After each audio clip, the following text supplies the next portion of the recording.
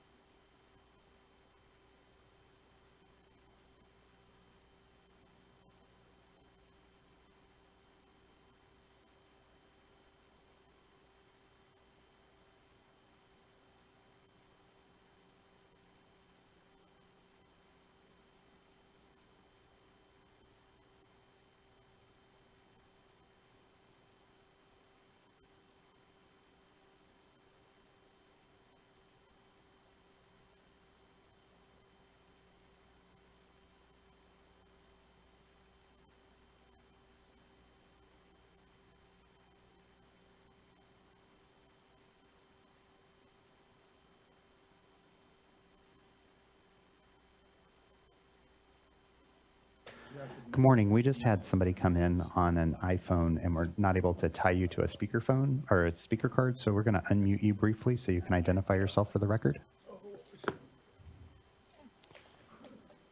Hi, this is Tom Bois, attorney for the Ciancio, Robert Ciancio Family Trust. Gotcha.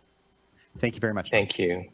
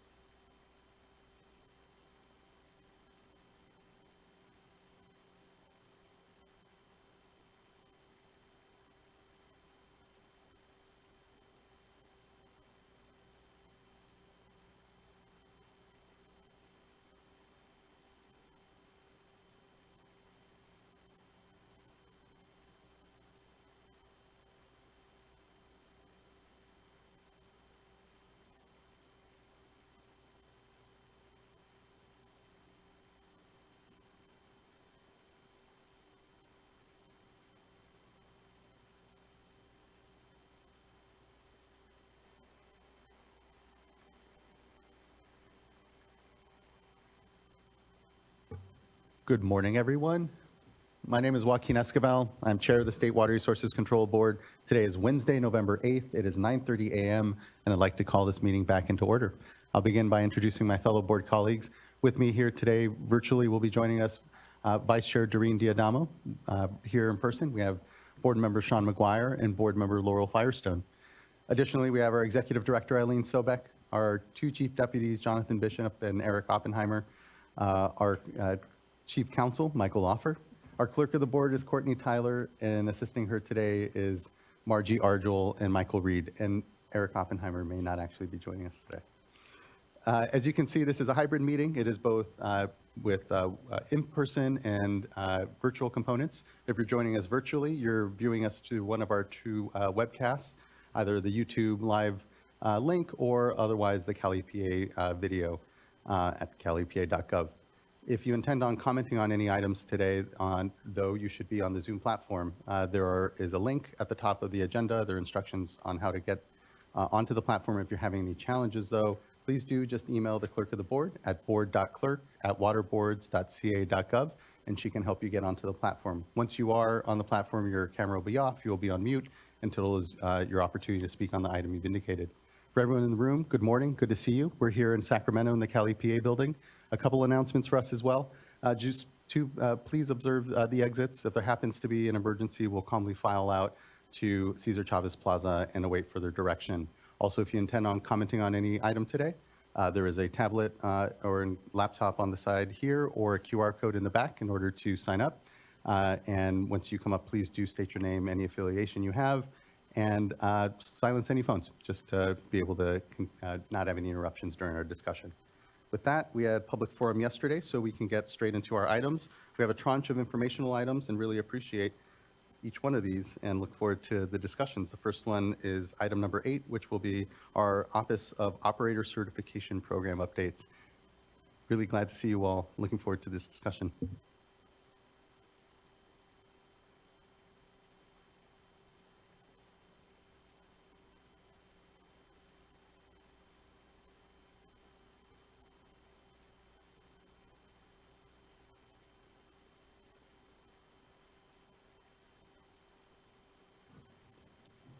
Good morning, good morning. Morning, Chair Escobar, members of the board. My name is Keisha Kelly, Program Manager of the Office of Operator Certification in the Division of Financial Assistance. With me today, to my left, is Christine Gordon, Assistant Deputy Director, Valerie Gregory, who is the Office of Operator Certification Unit 1 Manager, and Julie Osborne, who is the program's legal counsel. Valerie and Julie switch seats on me.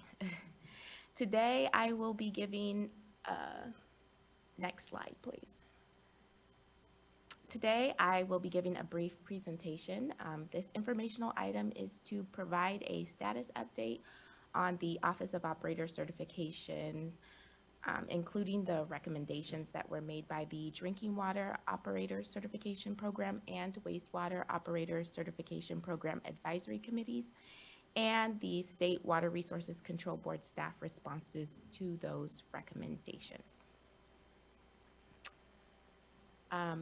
The State Water Resources Control Board is responsible for administering the Drinking Water Operator Certification Program and the Wastewater Operator Certification Program. The Drinking Water Operator Certification Program certifies drinking water distribution operators and drinking water treatment operators. The Wastewater Operator Certification Program certifies wastewater treatment plant operators and classifies wastewater treatment plants. Both programs are governed by statute and regulation. Next slide, please. The next 3 slides highlight the program improvements made over this past year. Next slide. In January of this year, the Office of Operator Certification reorganized its workload by functionality to optimize resources, improve processes, workflow, and operational efficiency by balancing staffing resources and realigning workload. The Office of Operator Certification is composed of 2 units, and prior to this calendar year's reorganization, each unit performed all the functions related to either drinking water operator certification or wastewater operator certification. So as a result of reorganization, each unit now performs primary functions. Unit 1 performs all functions related to examinations and renewals, and Unit 2 performs all functions related to certification. In January of this year, the Office of Operator Certification resumed a hybrid work environment of 1 telework day per week. The Office of Operator Certification evaluates operational needs frequently to ensure the hybrid work schedule does not negatively impact work processes and processing times. Last year, processing times were up to 10 weeks, and over this past year, the Office of Operator Certification has worked diligently to improve processing times. On average, current processing times are within 30 to 45 days of receiving a completed application. Next slide, please. The Office of Operator Certification launched a customer service survey in March of this year to receive customer and stakeholder feedback. As of August 31st, 103 individuals have completed this survey and given an average overall rating of 3.5 out of 5 stars. Survey responses are assessed to improve customer service and identify any emerging issues. Survey results are provided to the program's advisory committees, the California-Nevada section of the American Water Works Association, and the California Water Environmental Association on a semi-annual basis. So I want to add also with the survey, we know that we have over 40,000 operators. While the 103 may be small, we are continuing to look at those surveys, and hopefully that they will increase. I really appreciate that engagement. As we'll talk further, this program is really critical in the face of the workforce development needs in the state, and just appreciate the improvements that have gone on, and especially the survey and real attempt to make sure we're taking the temperature, if you will, and seeing how we can continue to improve. So really appreciate that. Next slide, please. In September, in coordination with the State Water Board's Division of Information Technology, the Office of Operator Certification launched Phase 1 of an interactive online application portal that allows applicants to submit examination applications for grades 1 and 2 examinations for both drinking water and wastewater operator certification electronically. Through the portal, applicants may also update their contact information, review and resolve application deficiencies, and track application statuses. Subsequent phases of the portal will integrate higher grades and more complex certification and renewal applications as it is developed. All phases of the portal are projected to be completed in the calendar year 2025. Next slide, please. The next 3 slides provide a summary of subwork group recommendations made to the Drinking Water and Wastewater Operator Certification Program Advisory Committees. Next slide, please. On June 27th, the Office of Operator Certification held a joint advisory committee meeting at which 4 subwork groups made recommendations to both the Drinking Water and Wastewater Operator Certification Program Advisory Committees for consideration. The 4 subwork groups were as follows: guidelines on reporting drinking water operator experience, wastewater operator in training or OIT requirements and experience, One Water regime, Assembly Bill 1588, military work experience and education. Next slide, please. The subwork group's recommendations included utilizing a guidance document on reporting drinking water operator experience, modifications to the wastewater OIT requirement and experience, amending experience requirements for certified drinking water treatment operators at advanced water treatment facilities, and establishing clear processes and procedures for implementing Assembly Bill 1588 in recognizing military work experience and education. Next slide, please. While both advisory committees voted to approve all of the recommendations, they also acknowledged that some of the recommendations required further development or modification to meet legal requirements and that further discussion was warranted. Next slide, please. Next, I will summarize the Office of Operator Certification's response to the recommendations. Next slide, please. On August 29th, the Office of Operator Certification held a second joint advisory committee meeting at which feedback on the recommendations was presented to both the Drinking Water and Wastewater Operator Certification Program advisory committees. The Office of Operator Certification identified which recommendations were considered, which recommendations were not considered, and the priority for implementation. Next slide, please. The top recommendations considered include approval of a guidance document that outlines the Office of Operator Certification's process for evaluating and awarding experience credit for drinking water operators, including dual certificate holders. This will improve transparency in how the Office of Operator Certification reviews, evaluates, and awards operator experience credit, and it will assist operators with understanding what must be submitted with each application. And this recommendation is our priority. The second recommendation considered is modifying the OIT education requirement so that the required 6 education points may be earned after the operator and training certificate is obtained, but prior to expiration of the certificate. Implementation of this recommendation requires changes to the program's regulations. Next slide, please. The third recommendation considered is modifying the drinking water experience requirement to include experience at advanced water treatment facilities for certified drinking water treatment operators. Implementation of this recommendation also requires changes to the program's regulations. The Office of Operator Certification intends to begin regulation scoping in January 2024. And I also want to add for clarification that under the current draft direct potable reuse regulations, wastewater operators cannot operate direct potable reuse facilities. And the fourth recommendation considered is assessing the feasibility of providing reciprocity or an examination waiver to individuals with military experience in operation of drinking water and wastewater treatment plants. The Office of Operator Certification has been leading continuing discussions surrounding feasibility and implementation of that. Next slide, please.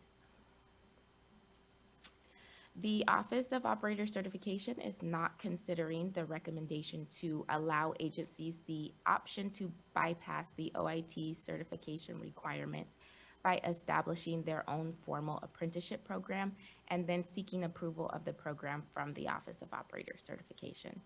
After further discussion, the Office of Operator Certification and stakeholders are not in favor of this recommendation due to it being undetermined which agencies would benefit and the cost associated with implementing and administering an apprenticeship program, especially for small rural agencies.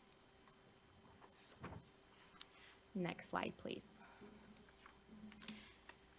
The Office of Operator Certification will continue to meet with the advisory committees and sub-work groups as needed to keep them informed of implementation plans for the recommendations considered. And in addition, we will also continue frequent meetings with Cal Nevada AWWA and CWEA to continue to discuss action plans to address issues and concerns in terms of program updates, stakeholder engagement, workforce development, and alignment of operators' certification policies and procedures with water industry changes. Next slide, please. Next slide. Over the years, the State Water Board has been contacted by some stakeholders expressing interest in having operator certification examinations translated into another language, primarily Spanish.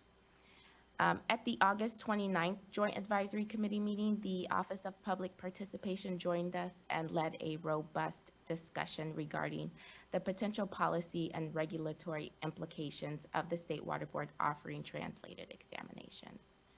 The Office of Public Participation provided background and asked a series of questions. Next slide. The advisory committee members and other stakeholders expressed their issues and concerns with offering translated operator certification examinations, including concerns regarding public health, safety, the environment, resources, and equity. A consensus was not reached on the topic. The Office of Operator Certification and the Office of Public Participation will continue internal discussions to revisit the issues and identify the next step. This topic will be discussed during future advisory committee meetings to seek further input from the advisory committees and inform stakeholders of how the State Water Board will address these issues and concerns. Next slide, please. To close out the presentation, I will provide a few program statistics for certifications and examinations. Next slide. Here is a snapshot of the number of drinking water and wastewater operator certificate holders by grade and type as of June 30th of this year. As of June 30th, there were over 6,000 valid wastewater certificate holders. This number includes operator and training certificates, and a combined total of over 33,000 valid drinking water treatment and distribution certificate holders. And these totals are consistent with the totals presented last year. Next slide, please. Here's a snapshot of cumulative computer-based testing pass rates from the inception of computer-based testing in February 2021 through June 2023. I want to highlight that treatment grade 5 examination is an oral examination and not conducted via computer-based testing. The far right column contains historical pass percentages of paper and pencil examinations conducted prior to the implementation of computer-based testing. The computer-based testing pass rates are consistent with historical pass rates. Next slide, please. This concludes the presentation. However, before we proceed with taking questions, I would like to acknowledge all of my staff in the program and express my appreciation for all their diligent and hard work over this past year. I would also like to acknowledge and extend gratitude to our stakeholders, the sub-work groups, and all our advisory committee members for their time, participation, and contributions. Thank you, and we are happy to answer any questions. Thank you, Ms. Kelly. Thank you for your work and leadership amongst that as well. And thank you for those acknowledgments. I join you in them, especially the many operators and folks that are part of the advisory committee really coming together, bringing their best, working with us, and importantly, bridging across to the program. These really important changes that we've been needing. And frankly, you know, COVID really pushed us into the digital computer-based space that we needed to really be. But I feel what it did as well is really kick off a really robust discussion around workforce development, how the operator certification can really continue to be a central important resource when it comes to how we continue to bring the best and brightest minds into the sector, and how they first encounter us as they get certified is a really important sort of, I think, sets the tone, if you will, for the work that we know we continue to do with them. Then on the policy side, as we have the many things that are going on here before us. So just thank you, Ms. Kelly, for that. My question is on the starting of the sort of review of the regulatory underpinnings of the program. Just kind of wondering, how much is it in statute that we have to then lean on further? So meaning we have to go to the legislature potentially for changes, or how much we'll be able to do kind of in our own steam, if you will, and just reviewing the regulatory language that we've adopted here. And then just wondering the kind of timeline ultimately. I know we're just kicking off and it's kind of hard to, I think, spell that out, and I don't want to kind of box us in too much, but just so that people can anticipate when something might really kind of mature and come before the board. So we will be starting our scoping, and I think the scoping would also include what part do we need, that we can just use the regulatory changes, and what part we're going to kind of look at statutory changes. So I think that's when we are going to start determining that. The timeline is coming up with the draft timeline through between January and June. And then I think that's when we will really start knowing what we're going to take forward in these packages. whether it would be a full package or a separate package, because we don't want to hold up changes that we can make now with changes that we may have to take a little bit more time to discuss. That's fantastic. I really appreciate that. And so, yeah, kind of June timeframe coming back to understand what the real kind of, what everything is shaken out, I guess, amongst the ideas and what we Yes. can kind of bucket into different places. That's fantastic timeline. Thank you. I don't have any further question. I'm interested to hear, what I know. We have a commenter and will be further discussion from board members, but just huge thanks. This is, again, such a critical program, and it's been exciting to see the changes just this last year, let alone, last year's as we've really transitioned from COVID to in-person testing to digital testing. So thanks so much. Looking to fellow board colleagues. Board Member Fires. Thanks. I echo all of that, echo the thanks, and I think recognition for the huge amount of work and really good process and listening and work from stakeholders as well as staff. And I really just wanted to, in addition to supporting, the priorities that you set in terms of guidelines and then working through regulatory work, which is a lot of work on top of, the huge improvements just in processing time that we've seen is really incredible. And so I want to recognize that that's a huge amount of work, and I really support those priorities. And I think just looking forward, given especially that, some of these language access questions, and then in thinking about that there's more process and discussion that's needed. And also just thinking about our racial equity resolution, I would love to see if there's a way to fit in maybe a work group, a sub work group this coming year that might pull from the associations in the sector that really are doing a lot of leadership around racial equity and increasing diversity within the workforce in the water and wastewater sectors and treatment operators, just to help give us some recommendations on what we might be able to do to support those efforts. And I think there's some effort, I know a lot of research that's been going on through the SAFER program to try to identify workforce development folks and contacts and leaders. And I'm sure the advisory group that we have also has a lot of those folks, but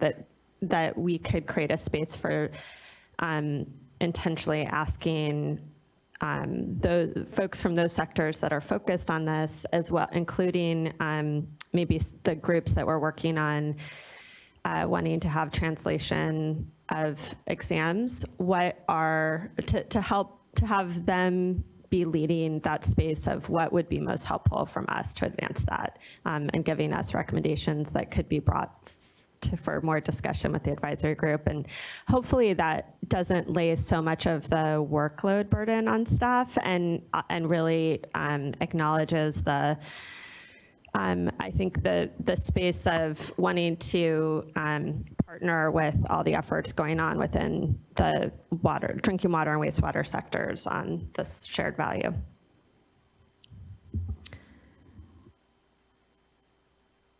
Thank you, board member. And agree, I know the California Municipal Utilities Association received a $4 million workforce grant, are in the middle of, I know they've talked to Joe and Andrew and Sue and I think others, Sue Mossberg here from AWWA.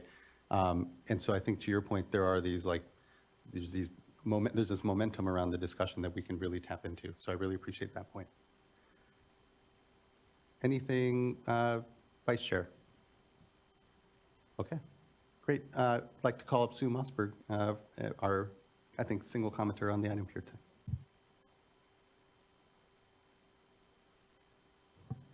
Good to see you. You may need to turn on the mic. It may be cold. There's a button on the top. Sorry. We let all our first commenters moonlight as technicians too. So. I'm usually not first. Well, hello, and thank you for the invite to come and speak. I'm Sue Mossberg, Executive Director of the California Nevada section of the American Water Works Association. And representing our 5,000 plus water professionals, of which over 470 are water utilities, it seems like the last couple of times I've been here, it's been to say thank you. So in a way, I'm here again to recognize the hard work of staff and really the ear of the Water Board to listen to the concerns. Cal Nevada AWWA has been around for like 100 years, a long time, supporting water professionals in the industry. And about 50 years ago, there was a voluntary certification program spooled up for treatment operators, recognizing that education and experience benchmarking was a good thing for this industry and the protection of public health. And those programs ultimately did turn over from Cal Nevada AWWA, and I think in the wastewater realm, from the wastewater side of the house, our peers, CWEA, to the Water Board for administering those programs. And there was a time when we were a little cautious about what that might mean and watched and tried to participate from the sidelines. And I'll say the last 2 years has been an amazing transition and step forward in collaboration. So I just wanted to share, for those who maybe haven't been following it for the last 2 years, a step back a couple of years to where we were and how far we've actually come to today. We came before you as CWEA and Cal Nevada AWWA with some comments from our membership, and those comments I'm sure were pretty hard to hear. And on May 10th, 2022, which I think was one of the first meetings of the Water Board came back after COVID, we had a really long night. I think it was one of the longest meetings up until maybe a recent one related to water use efficiency. But it was a long meeting, and even in the wee hours of the evening, you welcomed us and welcomed our presentation, which punched a few holes in the program and exposed some things that maybe weren't the best to hear. And you took to heart some of our recommendations. And so I just want to say thank you for those. And again, for those who haven't been following the last 2 years, a real quick synopsis. At that point in time, we did praise you and staff for embracing computer-based testing and recognizing what technology could do in that realm. We offered thanks for supporting and providing staff to our various conferences and meetings and symposiums so that there could be that one-on-one listening at the regional level for folks who couldn't necessarily come and have those discussions with staff in person here in Sacramento. We also praised you for taking interest overall as a Water Board in operator certification and workforce development, and really taking a look at those programs and what that means to the pipeline of workforce for tomorrow in this industry. Then we also had some items that we said, there needs to be some work in these areas, and we made some recommendations. So we came before you and talked about process times and the fact that those process times were really extended. I think they were extended going into COVID, and they just got longer through COVID, and we shared with you the impact on the workforce. And we made some strong recommendations about getting a handle on those times and reducing them down to something that was in that 30 to 45-day window. We also talked to you about the relationship of the advisory committees that had been spooled up and the perception of some people on those committees that their voices weren't necessarily being heard, even though they were trying to voice the concerns of the agencies and the water treatment operators and distribution operators. We made some suggestions about doing a management reset and about realigning potentially some of the work that had come a little bit unbalanced between the wastewater side of the house and the drinking water side of the house. We also talked to you about the experience requirements and the fact that there were some challenges with people being able to document appropriately what their work experience was related to the certification, so they could in fact be approved to get those certifications. We talked to you about the questions that had come up about process and documentation and what was appropriate and how do we document that as an industry or as an agency. And we gave some suggestions about reciprocity, about the military community, and how we could align their experience with the requirements that are legislatively and regulatorily set. We shared with you some of the challenges as far as the paperwork process and the confusion. in those that maybe aren't as familiar with this industry about how they document their experience and their education on those applications. And we talked to you in general about just how do we make this connection when we're in this one water community now of, you know, combining drinking water and wastewater and reuse and all of those things that make up advanced water treatment operations. And you listened, you directed staff to work with industry. Staff took those actions and moved forward. Originally, in our request back in May of 2022, I don't think even we envisioned what the opportunities would be and what the level of interest that staff would put to what would then be a huge amount of work in 2023 to address those issues. I will share that even in preparing some comments for today, I went back and looked at the original recommendations and the timeframe that had been developed. And originally, we were looking at some short-term, mid-term, long-term recommendations and solutions. And when we looked at long-term, we were looking at many years out. We were looking at 2 years plus. We are already seeing accomplishments in those long-term asks, and many of the midterm and short terms have been accomplished. So it's been coming up on 2 years, and we're already you're making great progress. I will say, as we come before you, there's a couple of things that, you know, like anything else, there's still work to do. I think the staff comments today and some of the items that they pointed out as far as continuing to get participation in the survey is an area that Cal Nevada, AWWA, and CWEA, CMUA, and the other professional associations can all work together to increase that participation level so you can hear from the community that's being served by the program. I think there's opportunities to continue to improve the online application portal. It was amazing to see how quickly that was able to be spooled up once the effort was put towards it. And the community has really embraced it and is recognizing that that is not only the wave of the future, but it's a good thing to have. And I'll just continue to share that the advisory committees have done great work, and the level of support that has been received from staff in the ear to address the issues that are brought forward has really been amazing. So again, I've come to you a couple of times and said thanks, but that's a great place to be in, and it's because of all the good work. So thank you. Thank you. Just appreciate, I know, you know, given the scope of our mission, the need always, I know, for better resource, that we can't possibly do everything perfectly here, and always open to knowing when there is a real need to focus in. And the program needed that bit of focus, obviously. And it's, you know, here with great humility that we take all feedback, positive or negative, and always good to hear the thanks as well. So just appreciate that and know that we have a lot of opportunity, to your point, as we continue to build off of this momentum, to just continue to build that incredible workforce that we know we need to push us into what are, you know, a lot of exciting opportunities when it comes to managing our water better in the state. And need those best and brightest. And the energy sectors out there, the, you know, financial sector, transportation, everyone else is needing those same minds. And, you know, we're biased, I think, in this room, but the water sector is the best place you can be right now to really be exercising a lot of creative thought, and really appreciate everyone's efforts in here to continue to build this program. So thank you for that. Really appreciate it.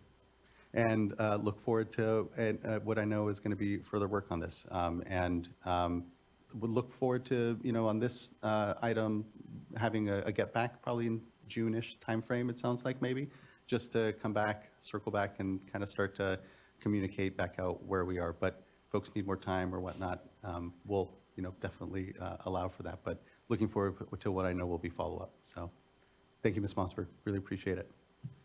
So, Chair, I would suggest that we ask the folks to come back with an executive director's report in June timeframe on the progress, and based on that, we can determine if we want to If you need an schedule item, that's fair. information item. Appreciate that. Okay, I think that wraps up, unless looking to fellow board colleagues if there's any further discussion. Incredible thanks, incredible work, really appreciate it, looking forward to further.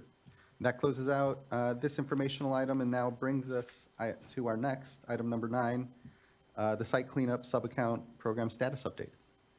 Give a moment for folks to transition.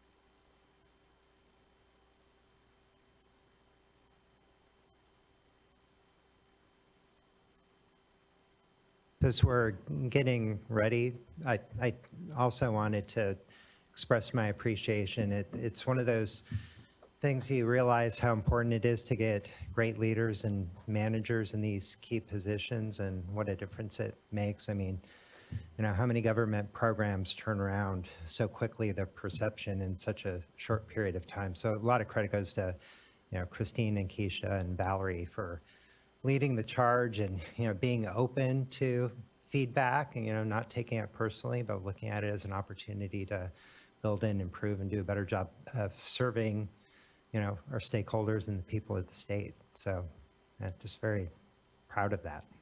Completely agree and appreciate that. Thank you. Okay, good morning, Chair Esquivel, members of the board. I'm Joe Karkoski. I'm the Deputy Director of the Division of Financial Assistance. So today we're here to give you an update on the site cleanup sub-account program. So joining me is Cheryl Prowl with the Division of Water Quality. Julie Osborne decided to hang around from the last item, so she'll advise us on this one. And then Craig Sanchez, who's in the site cleanup sub-account program within DFA. So as part of the board resolution that was adopted in April, you asked us to come back to you in November, so we're here. And I thought one of the things we do before we get to some of the you know, recommendations and thoughts we have as a follow-up to that board resolution, be helpful for Cheryl to kind of give a broader context on the site cleanup program, because very similar to our other programs, you know, the funding part is a part of it, but you know, our regulatory efforts really sort of drive the improvements. So I thought providing that overall context can help as we get into the policy discussions around where we might want to go in the future with the site cleanup sub-account program. So with that, I'll go ahead and turn it to Cheryl. Great, thank you for that introduction, Joe. Next slide. So I am Cheryl Prowl, the supervisor of the UST and cleanup programs section in the Division of Water Quality. And this slide gives you an introduction to the site cleanup program. We currently manage over 5,000 contaminated sites, and these sites range from chemical plants or large industrial facilities to small family-owned businesses like dry cleaners. In addition, based on business types and disposal histories, there's likely over 17,000 additional sites statewide that may have had spills or releases of chemicals that warrant investigation and cleanup to protect human health, but these sites have not yet become part of our process. All of our cleanup sites are disproportionately in disadvantaged communities, and I'll show you demographics about that disparity on some of the upcoming slides. Because of the range of sites in the program, the costs for investigation and cleanup can vary greatly, but typically range from somewhere between $1 to $10 million per case. And for all of our current open cases, we anticipate the cost for cleanup will exceed $12 billion. Unlike the underground storage tank cleanup program, where costs for investigation and cleanup are reimbursed by the underground storage tank fund, the site cleanup program predominantly operates on a polluter pays model, where the owner or operator of the facility pays for the investigation, cleanup, and reimburses the regional boards for their oversight time. However, many sites, like dry cleaners, are small family-owned businesses that lack the resources to fully address spills and releases caused during their operations. We estimate that approximately half of our sites need at least some assistance for funding. And one of the few opportunities that they have is the site cleanup sub-account. And of the sites in need of funding, the site cleanup subaccount has only been able to fund approximately 2% of these cases. This puts SCAP in the position of prioritizing or spreading resources among many worthy projects. And as we continue to bring the suspected sites into the program, we anticipate this need to grow, and it may be as much as $65 billion. Next slide. The foundation of our site cleanup program is State Board Resolution 9249. This provides structure to our authority to require cleanup and abatement of discharges under Water Code Section 13304, and it requires that we promote attainment of background water quality or the best water quality which is reasonable if background water quality cannot be restored.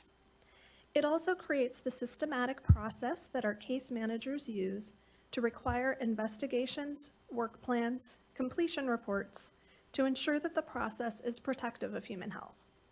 Next slide.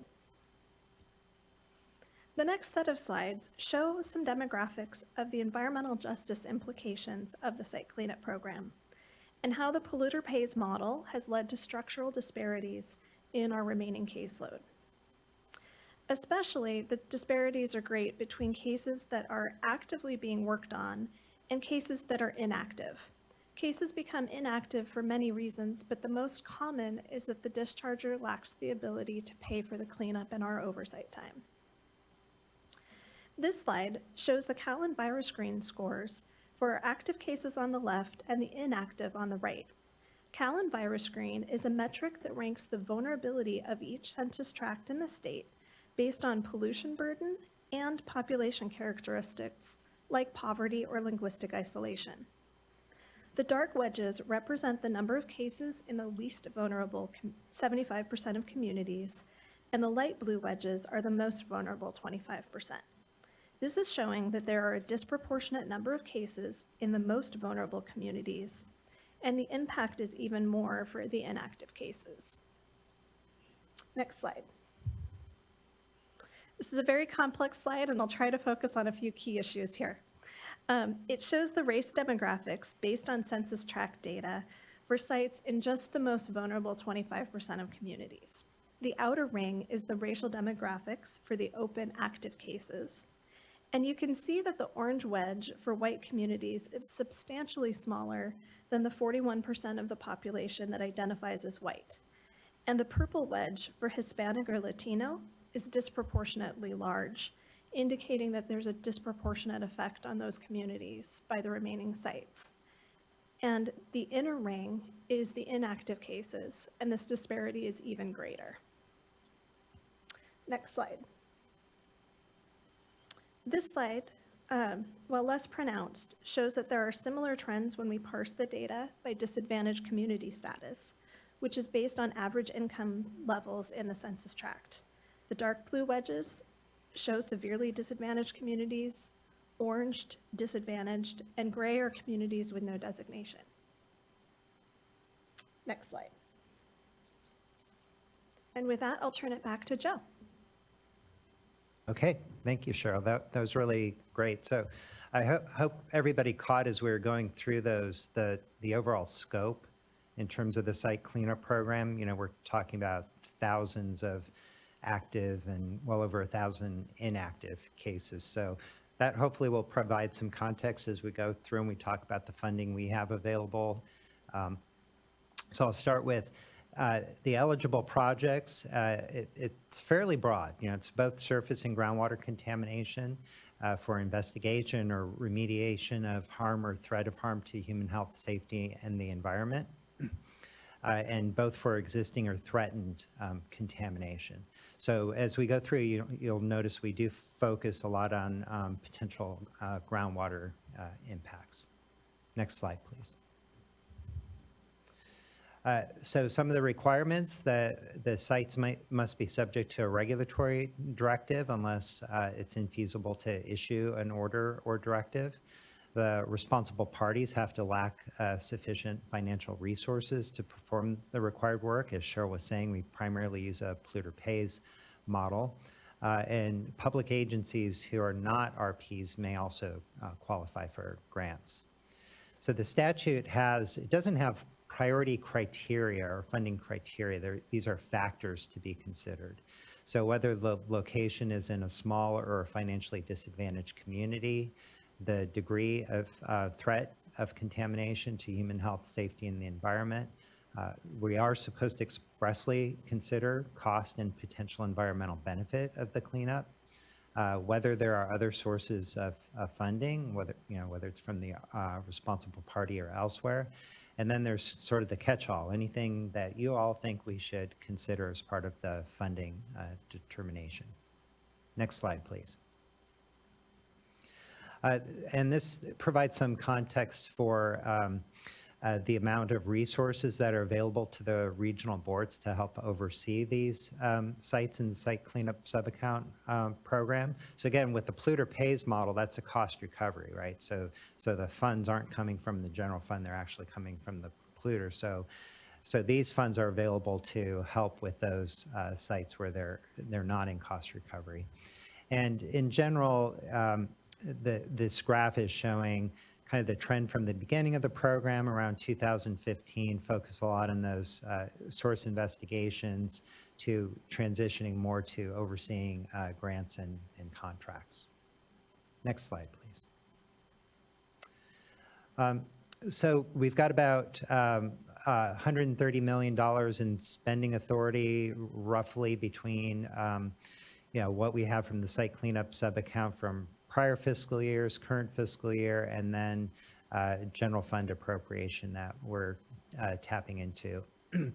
So our best estimate is that would fund about 50 new projects over a 10-year period. And again, contextually, it's about 5 or so per year, and there are thousands of inactive sites, and assuming about $5 million per project.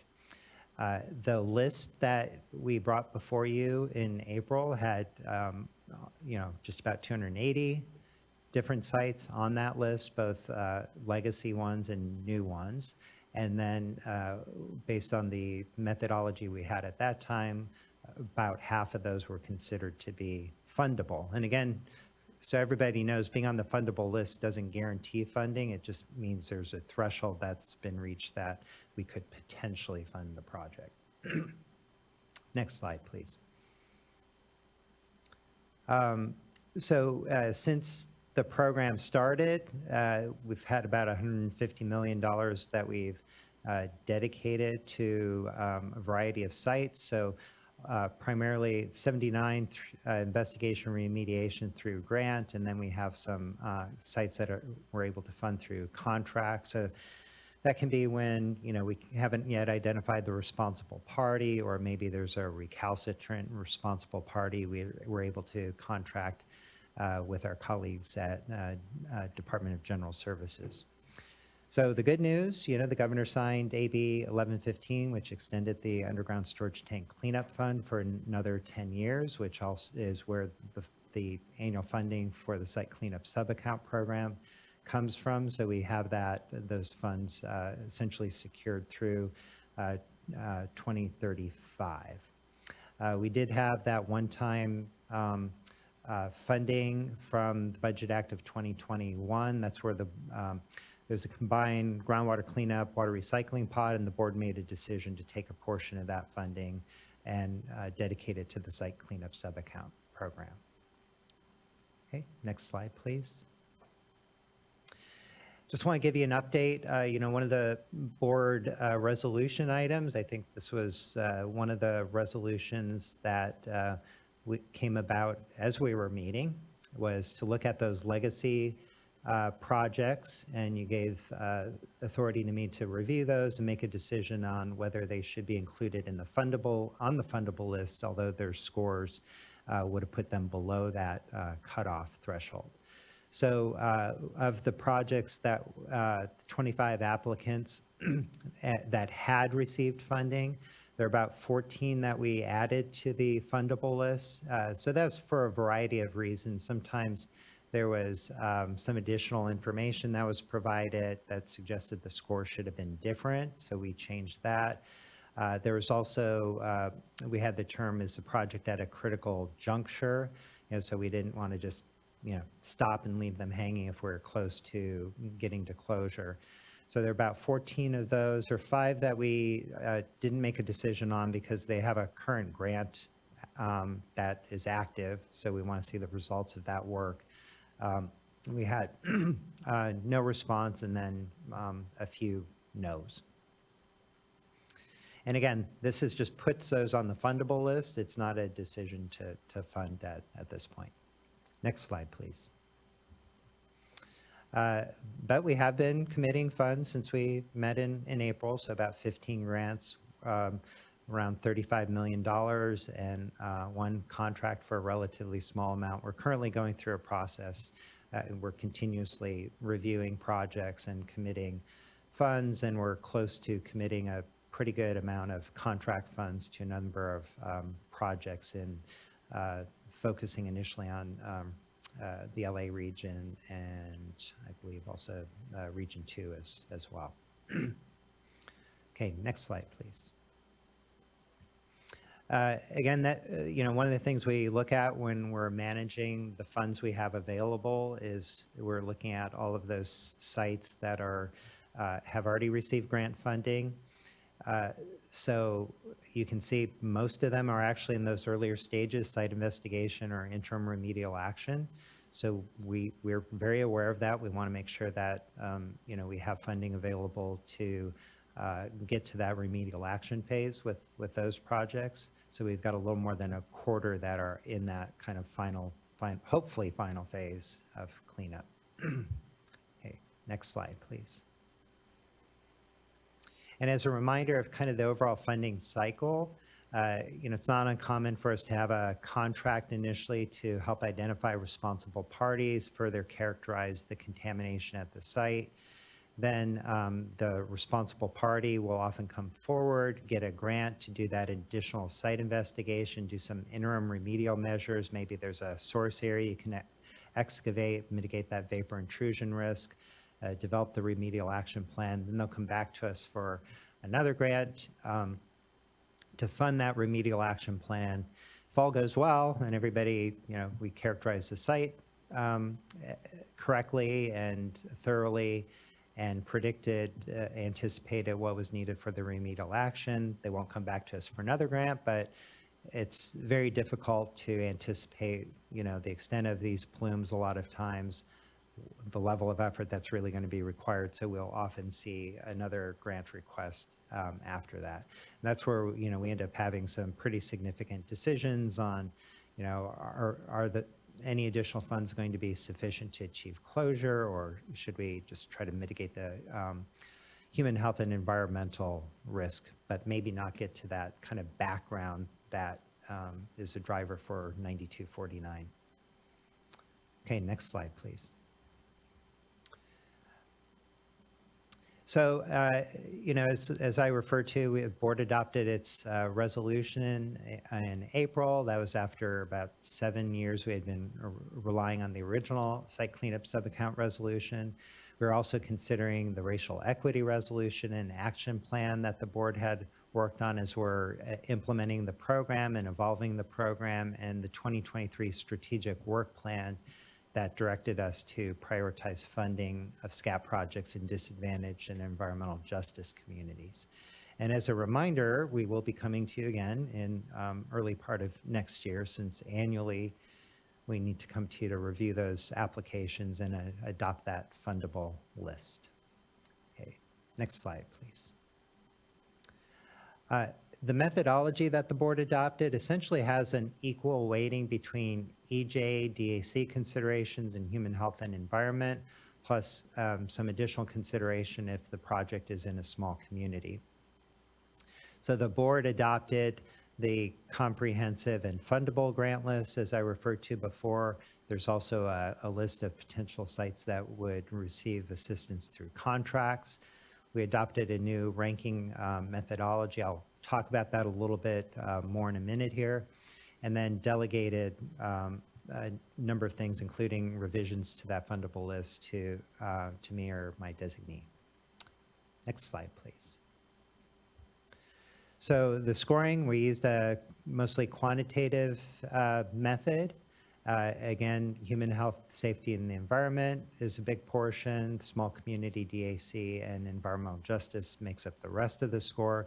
But we also, again, look at that, cost and potential environmental benefit and other sources of funding. So that's kind of a separate analysis that our team does in conjunction with the regional board. Next slide, please. I won't go through too many of the details, but just to point out, I know one of the things we're going to be looking at and considering is having a minimum score, especially on the human health and safety side. But just as a reminder, even the minimum score is going to be challenging for us to choose because like in the current rubric, there's 1 point if you're up to an order of magnitude above the MCL. So that's already pretty high, right? We also have factors related to indoor air risk and proximity to surface water and drinking water wells. Next slide, please. And, again, we're to address some of the disparities that Cheryl pointed out, we're giving a lot of points and credits if a site is in a disadvantaged or severely disadvantaged community. And also, as you can see, give credit for being in an environmental justice community based on what quartile they're in per CalEnviroscreen. Okay, next slide, please. So that kind of gives the background. We also, per the board's direction, we formed a stakeholder group, met a couple of times. So there are I'll go through some common themes we heard from the stakeholder group. So we weren't asking for consensus recommendations. So these themes represent, 2 or more members of the group providing some input. So what we heard is 1, prioritize use of the SCAP funds for redevelopment. Consider potentially separate funding tracks, 1 track that could have a DAC EJ focus and 1 that would be human health and environment focused. We had recommendations to more expressly consider sensitive receptors and different exposure pathways. So sensitive receptor might be if the site's close to a resident or school. We had some recommendations to take a more granular look at disadvantaged communities. So, for example, who might be served at a given site. So if there's any services being provided to low-income households, as an example. Include some more professional judgment in the health risk evaluation. And then we had a call for some folks who thought we should rank sites higher if there's limited data. Okay, next slide.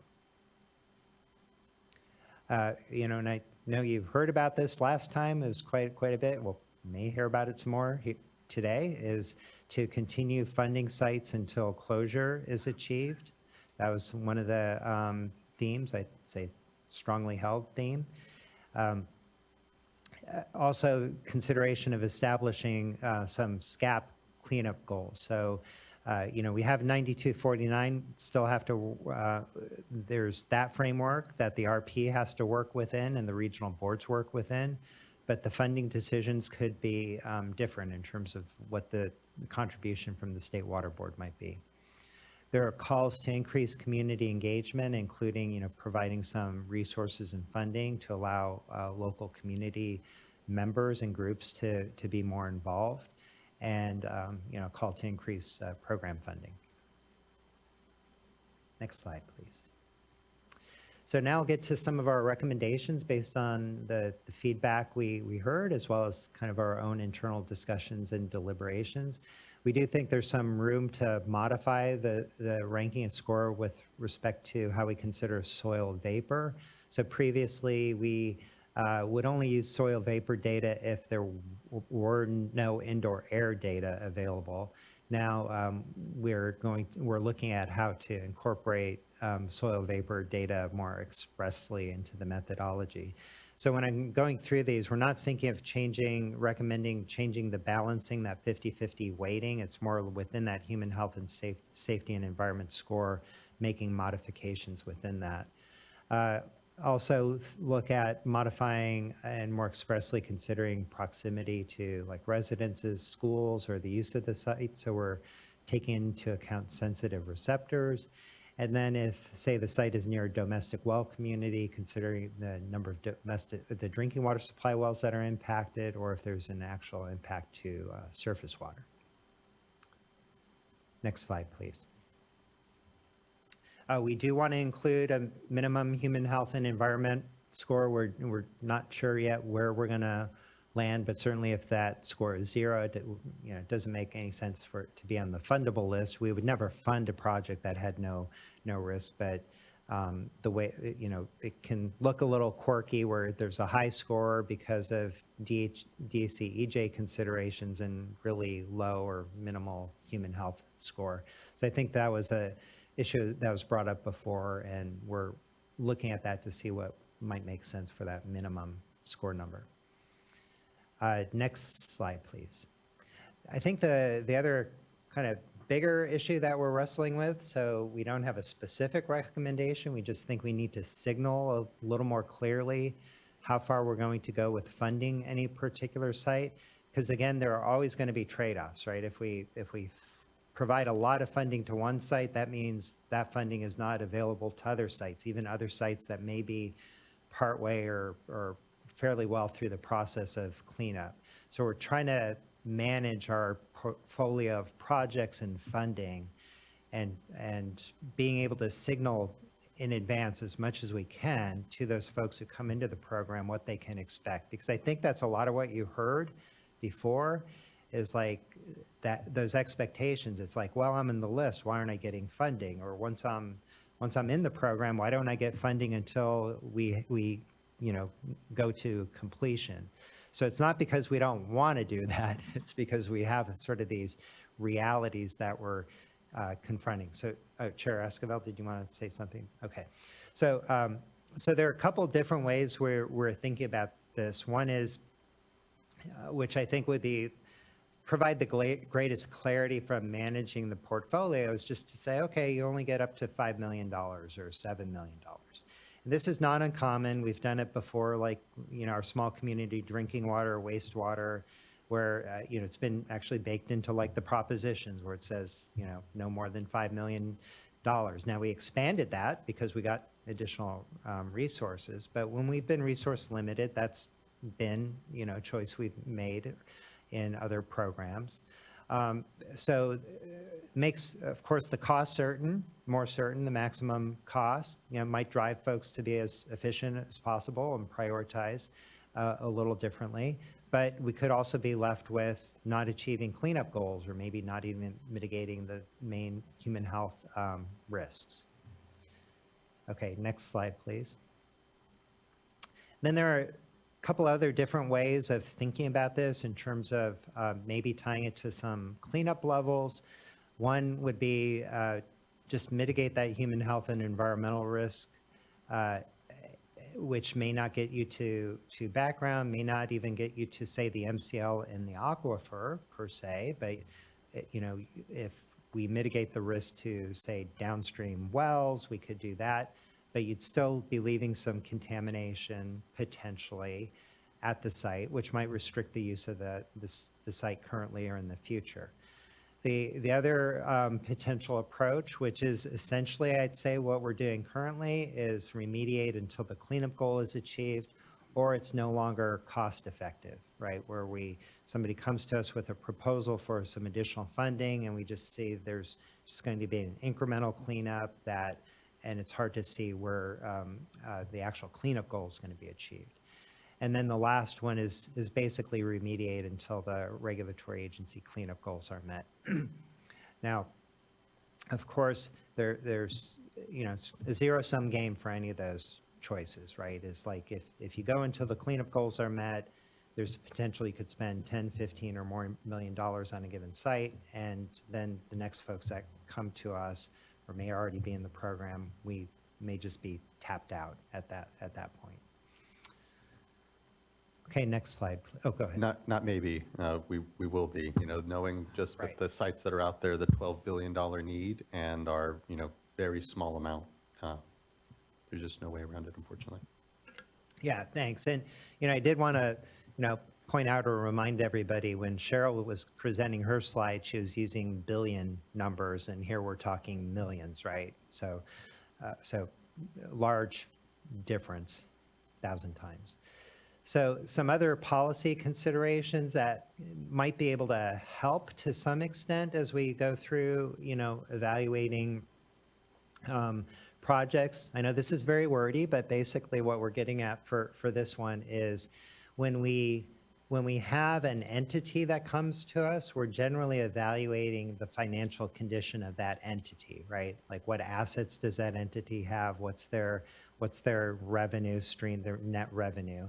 So, and an entity like a limited liability corporation may only own that contaminated property. So you look at the entity itself may not have any ability to pay. So one of the policy considerations, and again, we don't have a recommendation per se, is that some applicants may have the ability to obtain funding from other sources. So that's one of those considerations. That could require a much deeper dive or, having applicants reveal more information than they currently are. So, for example, the members, partners, shareholders of an entity, we might have them provide a more express demonstration that they don't have the ability to come up with capital or a loan from other sources, or that, maybe they have some insurance that could be available for the investigation or cleanup cost. So, Julie, did you want to say anything about that, or we covered that one okay? Okay. All right, thanks. And then next slide, please, for some other policy considerations. So another thing that we see as we're reviewing these projects and they're coming in is we're using that kind of smallest census designation. So you're as close to the neighborhood level as you can kind of get using census data.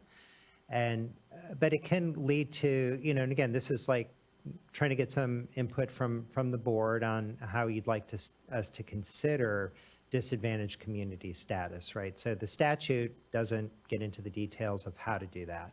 But there are a couple, there's an alternative way to do it from our current way of doing things. So for example, I give the example, Fresno has a median household income of $57,000, right? And Fresno is a huge municipality, but they're considered disadvantaged. Santa Monica has, as you'd expect, a higher median household income, not disadvantaged. But, there are neighborhoods, census block group that where we recently funded a project that is disadvantaged. So, there are different ways of kind of thinking about that, right, from a policy side as well. A community that maybe has more resources in general, they might be able to use some of their funds to support the cleanup versus a community that generally doesn't have as many resources because their municipality has a much lower household income level. So again, I would say we're as staff kind of agnostic, just want to raise this to the board as something to be considered. Okay, next slide, please. So some of our next steps based on, what we hear today, we'll finish up our work on some proposed modifications to the rank and scoring, potentially as well to the resolution. We'll meet with the regional board and our DWQ colleagues to discuss those proposals. We'll go to the stakeholder group as well prior to coming back to the board in first quarter of next year with some proposed changes. Next slide. So that's all I had. Oh, sorry, Jonathan, I forgot. That's okay. Take I was you. letting you were on a roll, so. Thanks. Thought I'd wait until the end to jump in. I think Cheryl and Joe did a great job of setting the stage, but I kind of want to bring it back to the main question. There isn't a way for us to fund all the sites that are worthy of being funded. And that's just the way it is. And so we really have three choices. We can continue as we have been, and at some point, we'll run out of money, and sites will be where they are. And that's really, if once you get into the program, we keep funding you. We can, so that's one option, and that's essentially the default option. The second option is we can set a specific amount of money from the beginning, not based on anything but a dollar amount. That has worked really well in things like the underground storage tank program or our grants and loans programs, because it lets people know where they have to find other money. It's not as appealing in the site clean and in the SCAP program, because if they have other money, they are not in the program. That's the first essential criteria: is are they do they have funding to do this? So what that really says is we are going to clean up a site to a certain dollar amount, no matter what the outcome is for the community or for the site. The third option is we can set a goal for cleanup, and Joe went through the different iterations of that, but the reality is 2 and 3 are what we're doing right now, to some extent. We'd be more explicit in 2 than we are today, saying, we're going to clean this up until you show us that we've kind of reached the economic threshold where it makes sense to continue cleaning up.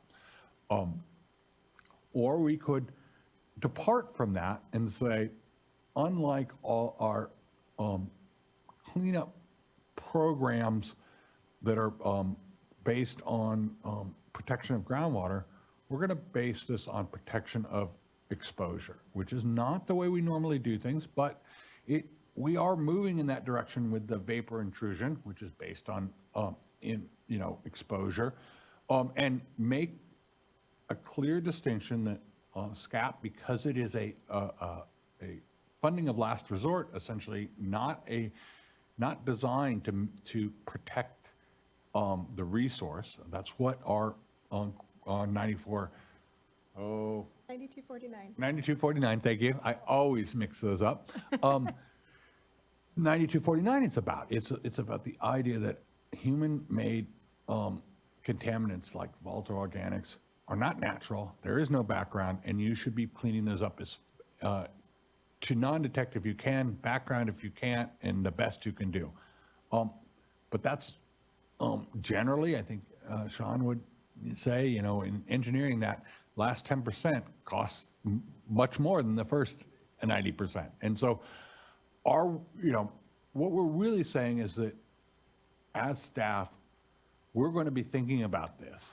And at this point, we don't have a recommendation for you, but I would like us to bring a recommendation in our next update to the list, but it'll be a hard decision. No matter what we recommend or what you decide, we are leaving out communities and people that need help. And that's not a place that anyone wants to be. And when we make it a specific, explicit decision, it makes it, even harder, because we are going to have folks that are going to come in and say, I inherited this from my dad. His whole life doing this, and now I can't clean it up, and you're not helping me. And so I know I'm being harsh, but I really want you all to be thinking about this over the next 6 months so that we can be deliberate in our decision as opposed to default. Thank you. Thank you as well for that. I appreciate that. And, I know we have time here to somewhat land on something, but I don't know. I keep hoping that we find some greater resource as well, so that, we can have a more cogent discussion around where we can land, but I think we have to assume we have the resources we have now for this. It's not easy. You know, this prioritization we do in all of, as we've noted, in all of our funding programs. We have way much more demand than we do actual resource on the state revolving funds, on all the other programs. So, you know, this prioritization that's come now to, I mean, we've already taken a step in even having this prioritization discussion with the program. And, you know, now it really does leave us with a really important need to just communicate clearly. And we see that, and we'll hear, I know we have a number of commenters here, so I'm looking forward to hearing their thoughts on how best we equitably and fairly go about this. But I have a hard time putting a cap, because this is unlike the SRFs and other you know, water recycling grants or, you know, septic to sewer work we're doing.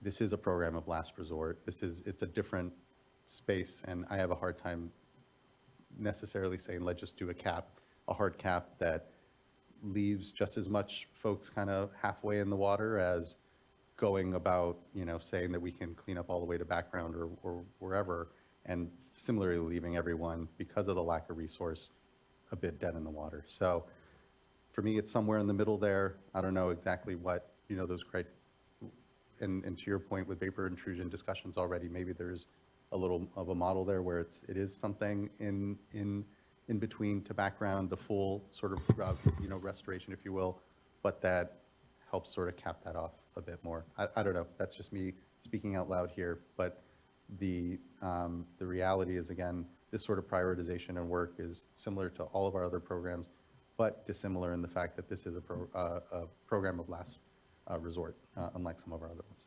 And while you were talking, it reminded me of one thing that I had promised to clarify. When we're talking about mitigation in that first, we're not talking about interim mitigation. We're talking about mitigating the health risk, not putting a interim solution in that when the money runs out, then we're back to where we started. So the term sometimes are hard to define. They mean different things in different contexts, but what we were trying to convey there is this would be addressing the pathway of risk. Appreciate that. Thank you. Board Member McGuire. Yes, thank you. Thank you for the presentation, and thank you for the additional commentary. Always helpful, and really, I think a good way to been what I know is a really challenging decision here, and it's right to take the time to think through these different factors and what they actually mean and the significance of it. And so I agree largely with you, Chair Esquivel, and I know there's a lot here. We're not going to dig into all these different factors today, but what I am thinking about is how can we ensure the maximum benefit with the limited dollars that we have. And one of those areas of we're talking about public human health protection, we're talking about benefiting disadvantaged communities. One of those factors or elements I don't really see here is the population benefit, right? The scale of the project. So we're talking about cost caps, you know, where do we set maybe a ceiling or a goal on cleanup level? I think it matters. You know, what is the scale of these projects? Where are they? You know, how many folks would it benefit? And I struggle. I noted the bullet on scoring for projects that don't have data. And I think that's a relevant comment, actually, because there's probably there's thousands of projects out there we don't even know, you know, how significant they are, what those impacts are, and they don't have data. And so we are constrained here with a limited amount of information, and it is possible that some of these projects will have a bit of a leg up because they're a little bit farther down the path in terms of identifying what the impacts have been. Now, maybe that's still the right decision because we have very limited funds and we should use good information and good data to make informed decisions about where those funds are invested. So that just may be the situation that we're in. And so the other element I think we're struggling with is, or at least I am, is one question is how do we allocate the funds and resources that we have that are limited. That's, I think, the options that you laid out, Mr. Bishop. The other is, how should we be adding projects to the list? And I'll even ask the question, should we be adding projects to the list?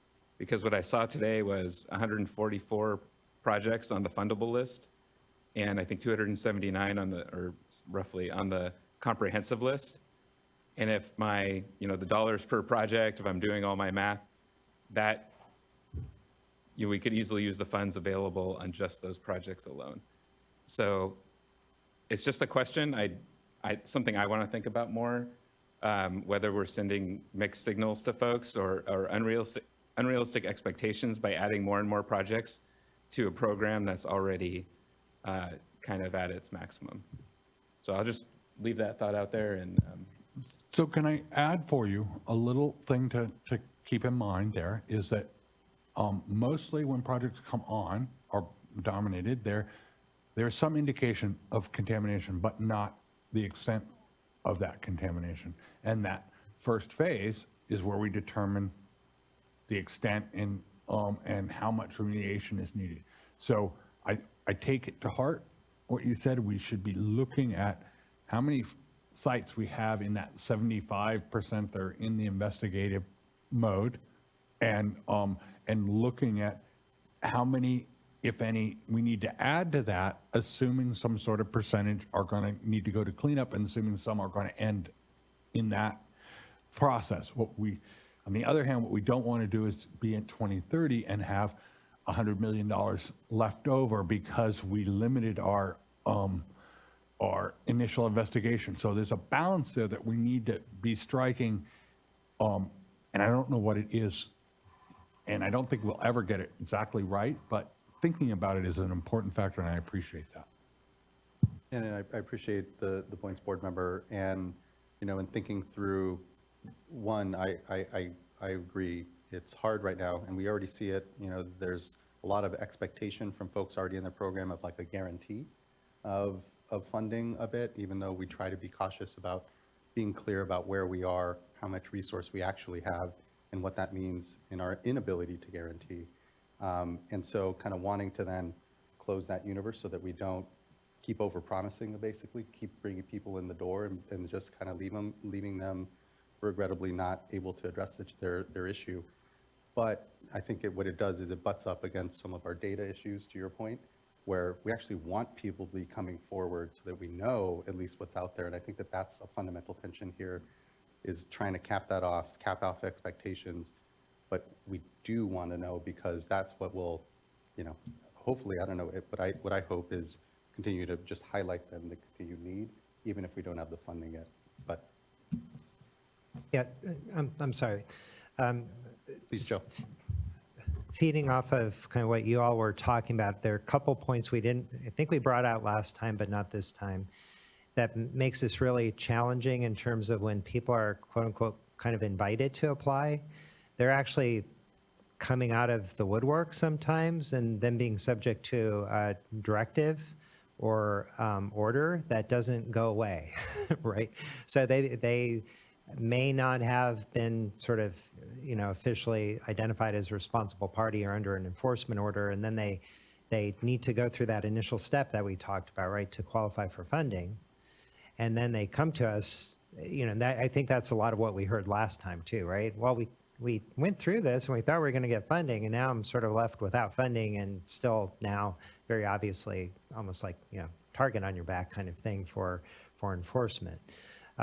So the other thing to keep in mind in terms of when we're thinking about the fundable list, and totally agree, there's probably a different way we could manage that in terms of, having fewer on the fundable list.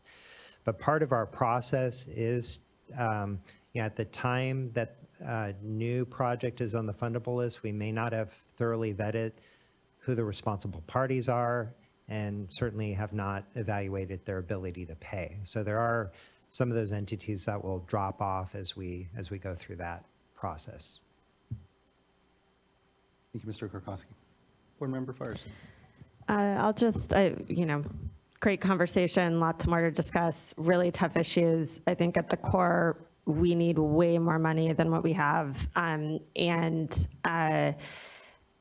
just want to underscore the importance of what we've done this year in the direction that we're going around prioritizing racial equity and bringing that Callan virus screen score and disadvantaged community status like very intentionally into it. I think, you know, I mean, we've got orders of magnitude more need than money, and we're never going to get it perfect. And you know, probably all of those are important projects. So I think it also though is about how are we investing the state resources. And I think if we're trying to address racial inequities in the state, as we move forward, we need to be really intentional about it. And I really appreciate that we're doing that here. And I guess also just recognizing we're never going to get, you know, we can drill into all these factors and scores and we're never going to get it perfect. And it takes a lot of work on everyone's time to do that.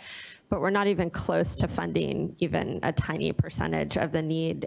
So I think just thinking about how are we balancing where our impact is and where sort of our efforts are going is important. But I just really value this program. I really do think it's, you know, and I appreciate the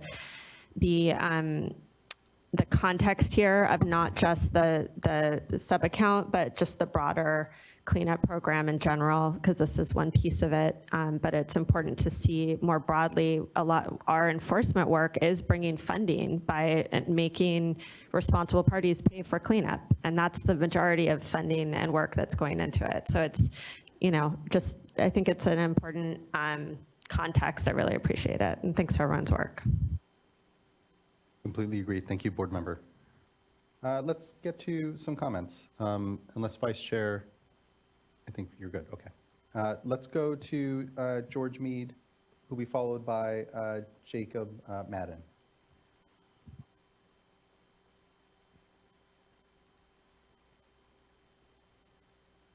Hi, good morning. My name's George Mead, and I'm a senior geologist with Trinity Source Group, and I'm speaking on behalf of Trinity today.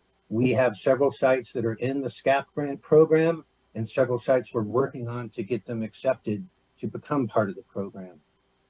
We have letters from SCAP staff dated August 31st of 23 that indicate 3 of our existing SCAP grant clients are on the fundable list. However, these letters also state there's no commitment to provide funding because a grantee is on the fundable list. We've acted in good faith with our clients, communicating with SCAP, submitting required documents in accordance with SCAP guidelines, with the understanding that these sites would receive additional SCAP grant funding. However, we have recently been made aware that SCAP will not and has never intended to fund these existing critical juncture grant sites in the SCAP grant program that have been added to the fundable list. Although we've made it onto the fundable list, no money will ever be forthcoming now or in the future for these sites, and it was never the intention of SCAP management to fund these sites. The question we have now is why should any more effort be spent on obtaining additional SCAP grant funding for these existing grant sites at considerable time and expense to our clients, if this situation is in fact true? This is a waste of the state's SCAP staff time, energy, and money. Our question is this the outcome the board wanted and expected for all the months of hard work, the numerous letters written to you from a concerned public, letters written from elected government officials, and after conducting several stakeholder meetings? We need help and clear direction regarding sites in the SCAP program. We're all a team here, the board, SCAP, regulatory agencies, the RPs, consultants, and citizens, and we need to work together as a team. Thank you. Thank you, Mr. Mead. I'm sure you were privy to some of our discussion here then, and I appreciate, one, the work that you've done and your clients here at the program.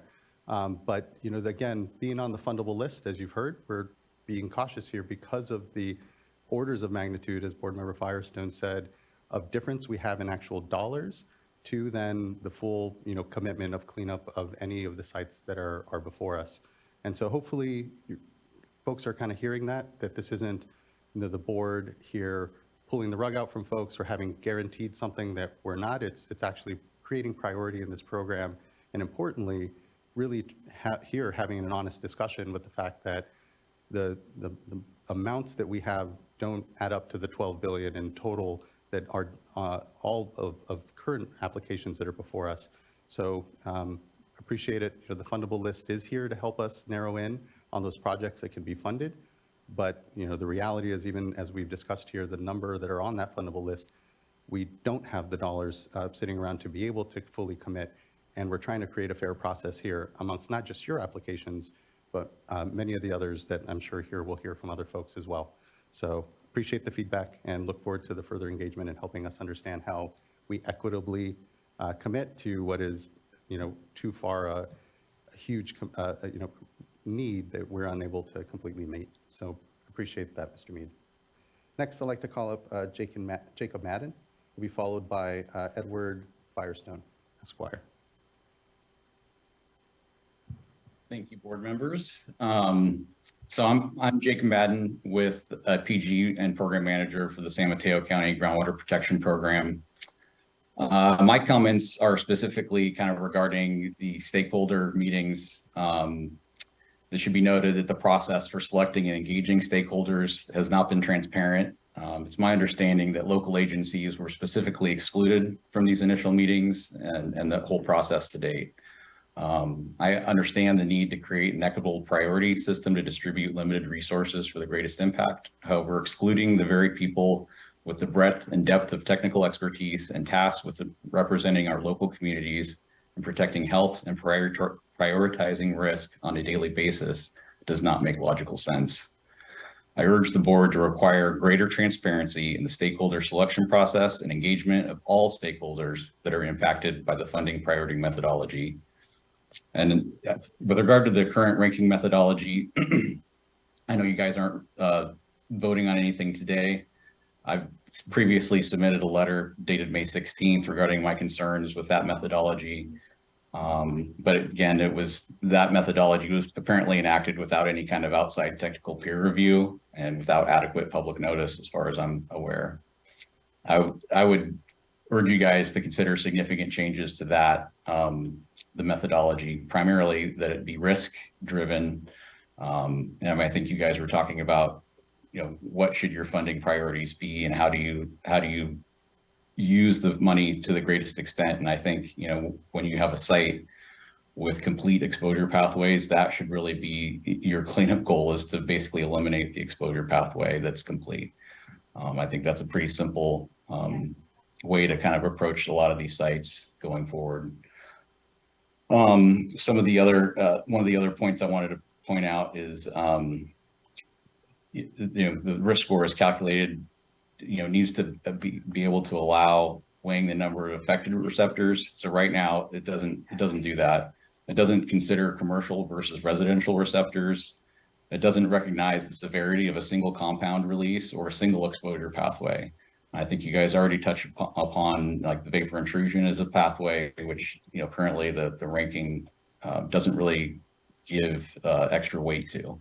And honestly, that is the biggest pathway that we encounter, and should be ranked as such. That's pretty much all I had to add today, but thank you so much for listening, and I hope you guys take action soon. Thank you. Thank you, Mr. Madden. I appreciate your contributions to this and noted on the frustration around some of the transparency on the stakeholder groups. I'll want to be following up with that, so I appreciate that. Next, I'd like to call up Edward Firestone, Esquire, who will be followed by William Yu and Thomas Boyes.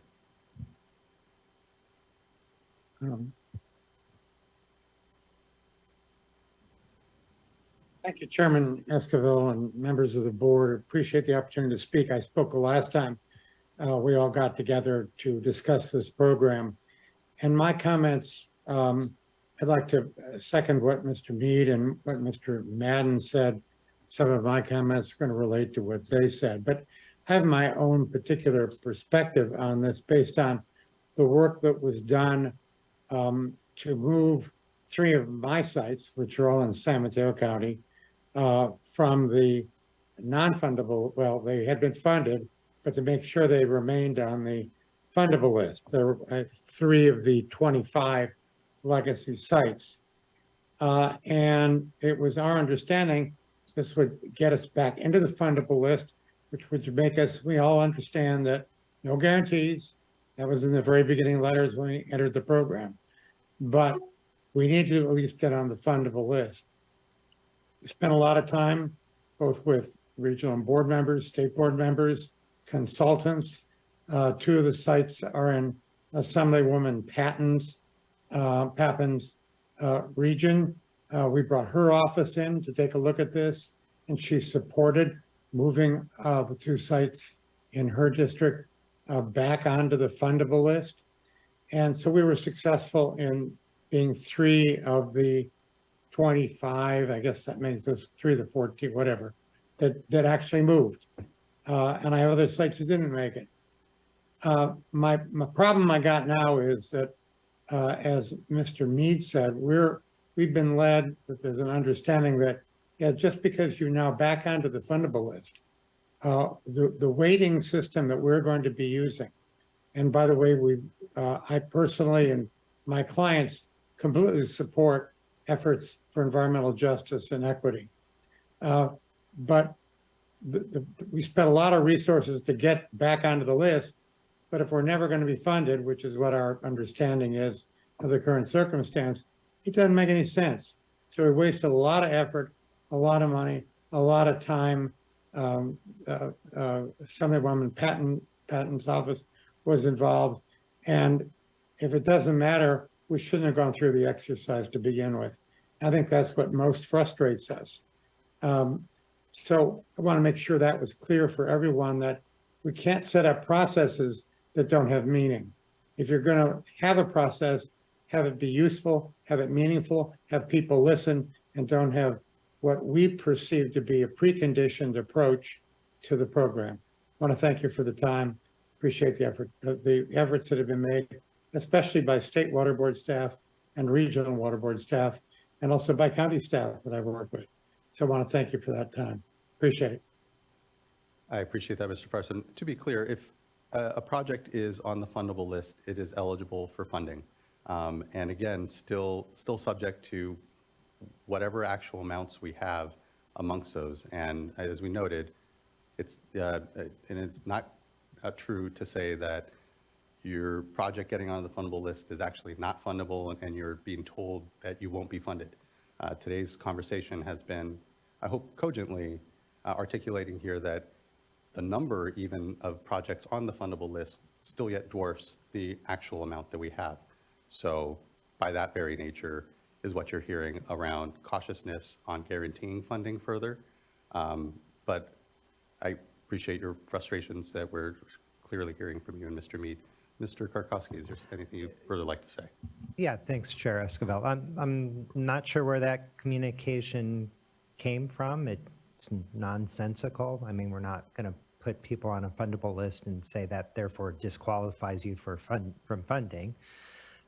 So the process, though, as you were alluding to, is when folks are on the fundable list, and as we gather that information, which can take a lot of time and energy and effort, acknowledge that, that's true of many of our funding programs, we vet that information, right? The technical team, together with the regional board or the local regulatory agency, review that. And, and in the cases that Mr. Firestone was pointing out, they'll look at what has been done already, what improvements have we seen, what's being asked for in terms of additional scope. As we discussed, we're looking at that cost and environmental benefit factor, right? That's a statutory factor that we need to consider. And then eventually we'll get to meet with the delegated authority to make a decision on in terms of whether or not to fund that at the requested amount or potentially at another amount, sort of per board policy. But we're going through all of those, new projects, legacy projects, ones that were legacy and on the fundable list, others that weren't and have been moved to the fundable list. So we're going through that whole process. And to your earlier point, while we're doing that, we're looking at what our overall portfolio, the amount of funding that we have available. So just want to assure the folks who've obviously heard something different, that if they did get a decision to be on the fundable list, that as we get that information for consideration of requests for additional funding, we're reviewing that as we would any other project. Thank you, Mr. Karkowski. And thank you, Mr. Firestone. Next, I'd like to go to William Yu, who will be followed by Thomas Boyes.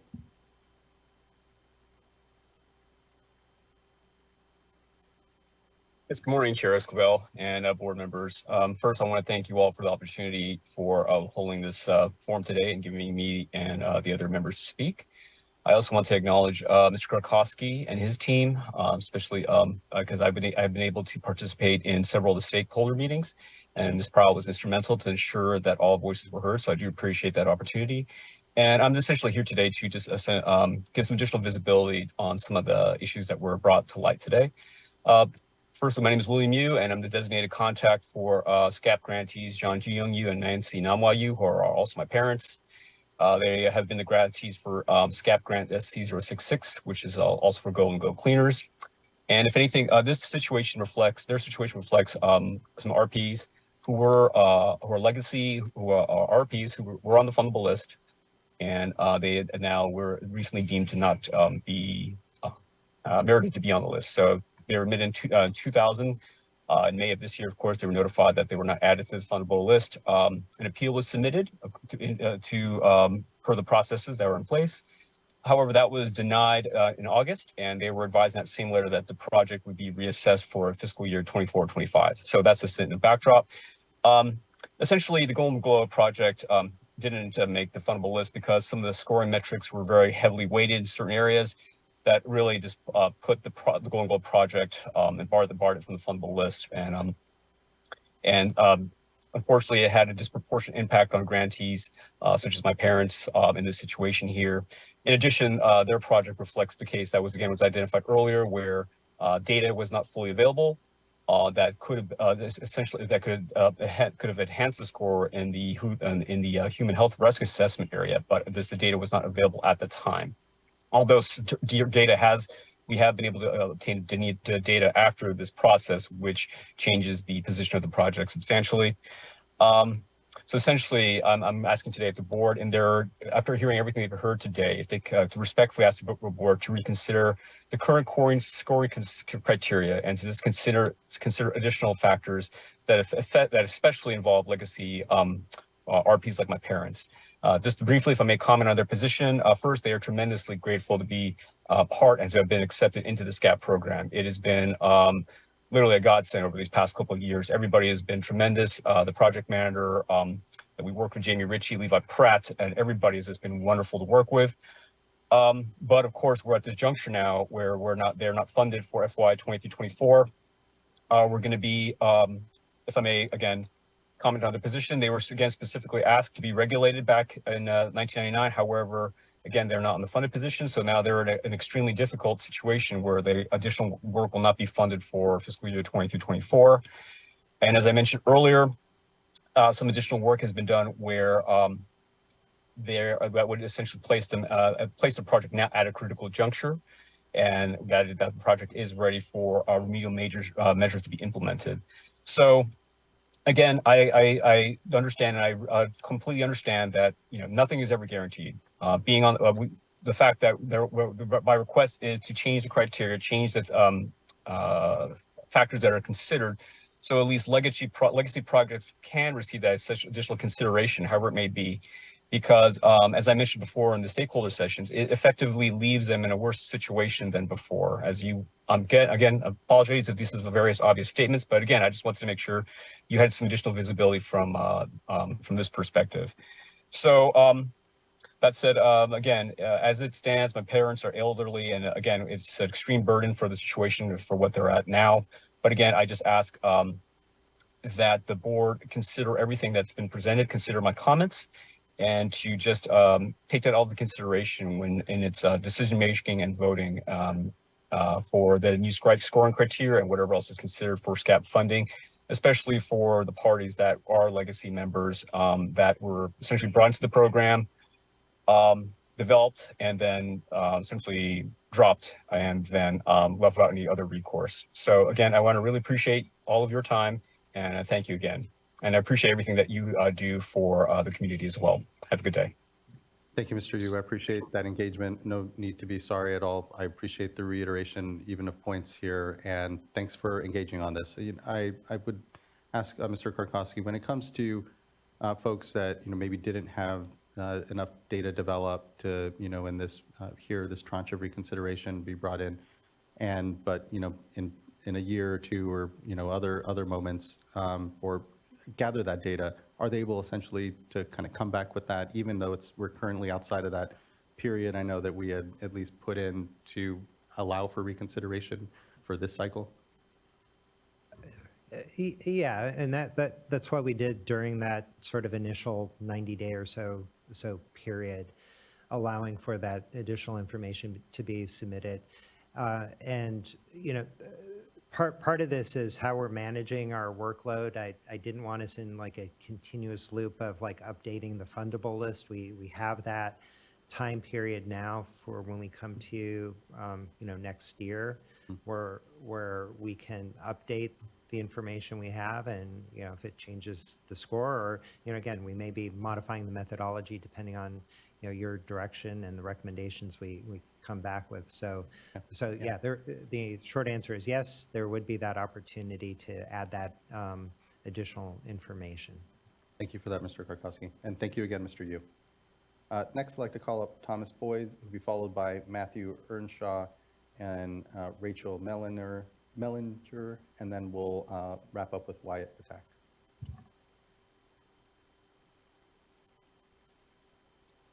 Good morning. This is Tom Boy. Can you all hear me? You can. Okay. Well, I want to thank you as a board for your hard work, your wisdom, and your compassion in how you're administering the SCAP fund. Thank you to Craig Sanchez and his team from the SCAP fund for all the care and kindnesses, and your staff attorney, Julie Osborne, for her guidance. You as an organization, you really make a difference in people's lives. I'm here to speak to you today about Robert Ciencio. He's an 82-year-old man, and he has advanced dementia. And your SCAP grant's making a difference in his life at a point when his body is failing him, and his wife also is struggling with crippling disabilities. He and his older brother, Henry, who were close and loving siblings, owned a strip mall in Westminster, California, and it was their retirement savings plan. And the strip mall had a dry cleaner using PCE that was operated by an elderly couple that has no resources. In 2018, Robert and Henry discovered PCE contaminated soil and groundwater because of environmental due diligence by a potential buyer. Robert and Henry immediately reported the discovery to the State Department of Toxic Substances Control. Thereafter, they applied for a SCAP grant. And in 2019, they entered into a standard voluntary agreement with the DTSC. In 2020, Robert and Henry submitted and processed financial documentation and also developed a scope of work for comprehensive site assessment, both on-site and off-site, for soil vapor, indoor air, and groundwater contamination. Thank you, because in 2021, They qualified for and were awarded a $1.3 million SCAP grant. That was for both site assessment and remediation. And it was issued only in the name of Henry Ciancio Trust, not the Robert Ciancio Trust. SCAP funding underwrote an investigation that showed significant on-site soil vapor, and indoor air contamination. Most importantly, the investigation also showed a significant off-site migration of both groundwater and soil vapor. In 2022, unfortunately, Henry Ciancio left us. He died from cancer. And SCAP counsel Julie Osborne advised us that the SCAP grant had to be terminated and reapplied for by the Robert Ciancio Trust, which we did. And in 2022 and 2023, we had to sit out that fiscal year of funding. And Robert submitted a SCAP grant application and was prioritized to a lower ranking off the fundable list. In June of this year, we applied for reconsideration by SCAP, and the Robert Ciancio Trust was re-added to the fundable list, and we're grateful for that. There have been some delays since that. We are one of your legacy projects, and we're at a critical juncture of investigating off-site soil vapor and indoor air impacts. I'm here today to plead for your mercy. I don't do that too much as an attorney, but I'm doing it here today. Not only for the Ciancios, but for their neighbors. Robert and his wife, Dee Dee, want to encourage the State Water Resources Board to resume funding because they care and are concerned about their neighbors. There are 2 adjacent low-income multifamily apartments occupied by folks of color and young children who are sensitive receptors. There's an adjacent elder care facility with 30 beds, people struggling to come back from acute illness and injuries who are also sensitive receptors.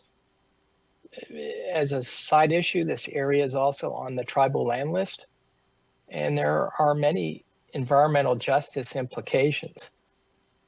We're concerned because there are significant unaddressed human health risk implications for sensitive receptors. The Ciancios are very sensitized. Their closest living relative died from cancer. I know that a little bit myself. My wife's a stage 4 cancer survivor, and I've been there in the cancer wards with her. And I'm sure that many of you have dear loved ones who have fought that battle. You folks are our last resort. We're grateful for whatever you can do for the Ciancios in their final season of life. A lot of people can benefit from what you do for this project and the way that you invest your grant money here. So again, thank you for your time and your past kindnesses. We're grateful. Thank you, Mr. Bois. I appreciate your engagement around this, your representation of the projects here and the community that is being impacted. I appreciate your words and continued work around this. Thank you. Thank you, sir. Next, I'd like to call up Matthew Earnshaw, who will be followed by Rachel Mellinger.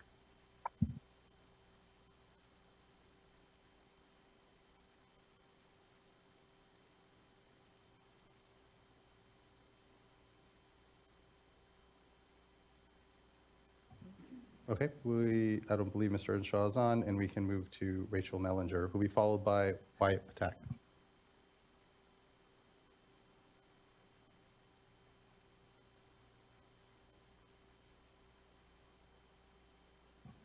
Good morning. Good morning. Can you hear me? We can, thank you.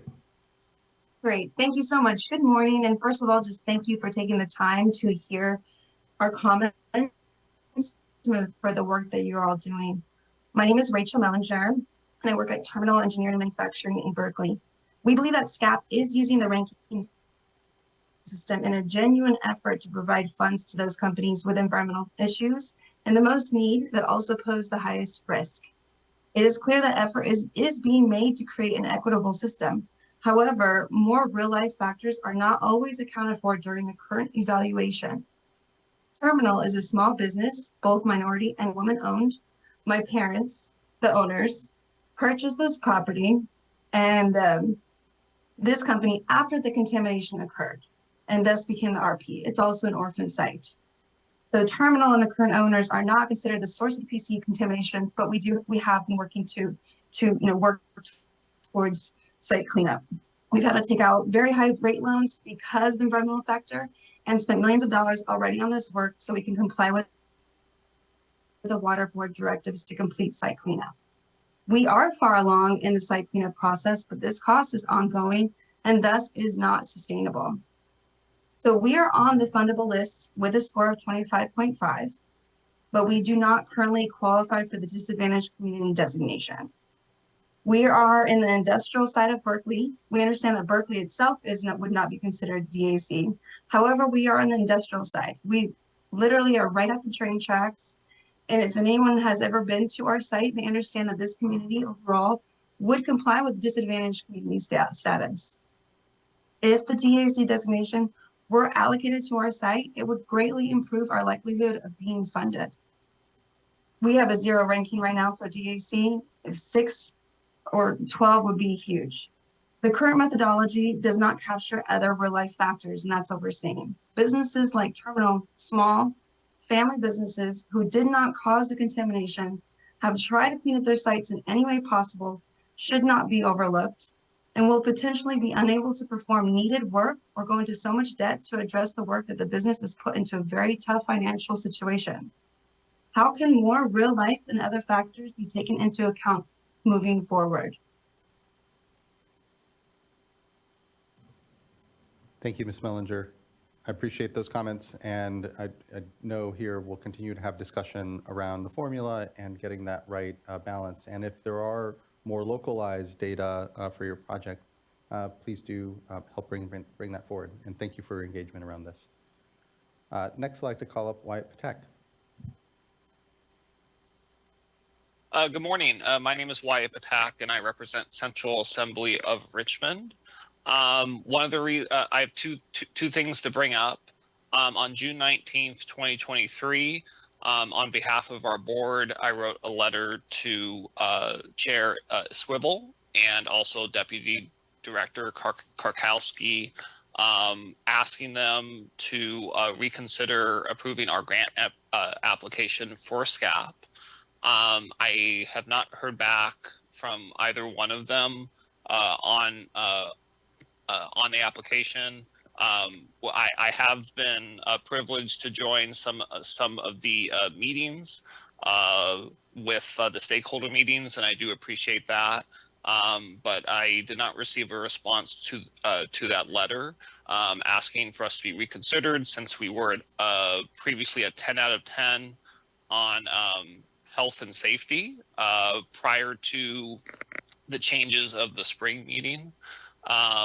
Second thing I would like to bring up is I think since we're talking about billions of dollars being needed to fund more, more approved sites, and also ones that haven't been approved yet, such as Central Assembly of Richmond, I would definitely strongly recommend that perhaps we as a group maybe can try to get a meeting with our state legislators and our California governor as well, to talk to them about this severe lack in finances for the program. We need billions of dollars to be in SCAP. And right now we only have millions. I think it was, and correct me if I'm wrong after I speak, I think it was around 26 million or something offered. And as you guys had said previously, the average applicant probably needs close to maybe up as much as $8 million in funding. And we have hundreds, if not thousands, of sites that need to be funded as soon as possible. So I would urge the State Water Resources Board and the Deputy Karkowski to definitely consider even maybe an urgent meeting with the state legislators and explain to them that, you know, state of California has a budget surplus, and maybe we can use some of that budget surplus to get into the SCAP program where it's heavily needed. The other point I would bring up with the California legislators is right now we have a huge amount of people leaving the state. And if we are not able to fund these sites adequately, then they might leave the state, and there may be less money in the future for all departments of the state of California, including the California State Water Board. So, and of course, since I'm suggesting the idea, I would be glad to help in any way possible if you guys thought that was appropriate. Thank you so much. Thank you, Mr. Patak. I appreciate your engagement and your suggestions here. And on the letter issue, we'll make sure and track it down and make sure you're given a response. Apologize rather, if we weren't able to get that response here yet to you. So just thank you. I appreciate that engagement and the suggestions. Okay, I think that wraps up our commenters for this item. It's a non-voting item. This is an informational item. And appreciate the circle back. I know there's a lot of discussion here. We know a lot of need, and appreciate elevating and coming back to folks to help understand where we are. But look to my fellow board colleagues for additional comment. Board Member McGuire. Yes, thank you. I guess I just wanted to maybe follow up and circle back to the comment from San Mateo, from Jacob Madden about the stakeholder group. Configuration or composition. Can you clarify just how that was developed and who's, you know, he asserted that there's no local agencies involved in the stakeholder group. So can you just kind of let me know where we're at now and what you're thinking about for the future? Sure. I'll speak to that since Marina Perez in our Office of Public Participation and I facilitated the stakeholder outreach. And we tried to keep the participation in that stakeholder group somewhat small so that everyone could have a chance to speak and that a variety of perspectives were able to come forth. And so we invited some of the existing legacy sites applicants to come. We also invited people from a range of perspectives to come. We did not invite the counties, and in part that was because we thought that other processes would be there to get their input. We have regular meetings through the site cleanup program with our county colleagues. We have quarterly roundtables.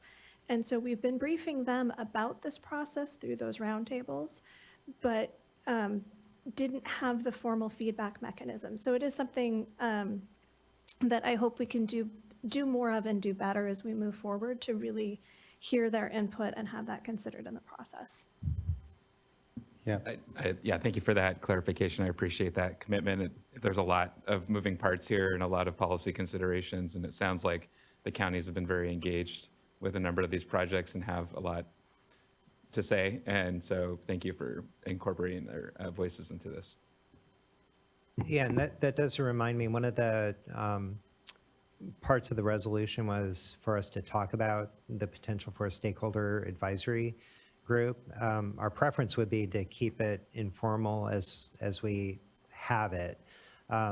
Once we establish a stakeholder advisory group like we have, say, with the SAFER program, it becomes very formalized and a pretty big level of effort. But we can certainly be more transparent about, you know, who is part of that group, and as Cheryl was saying, to the extent we're not connecting with certain folks, we can be more intentional about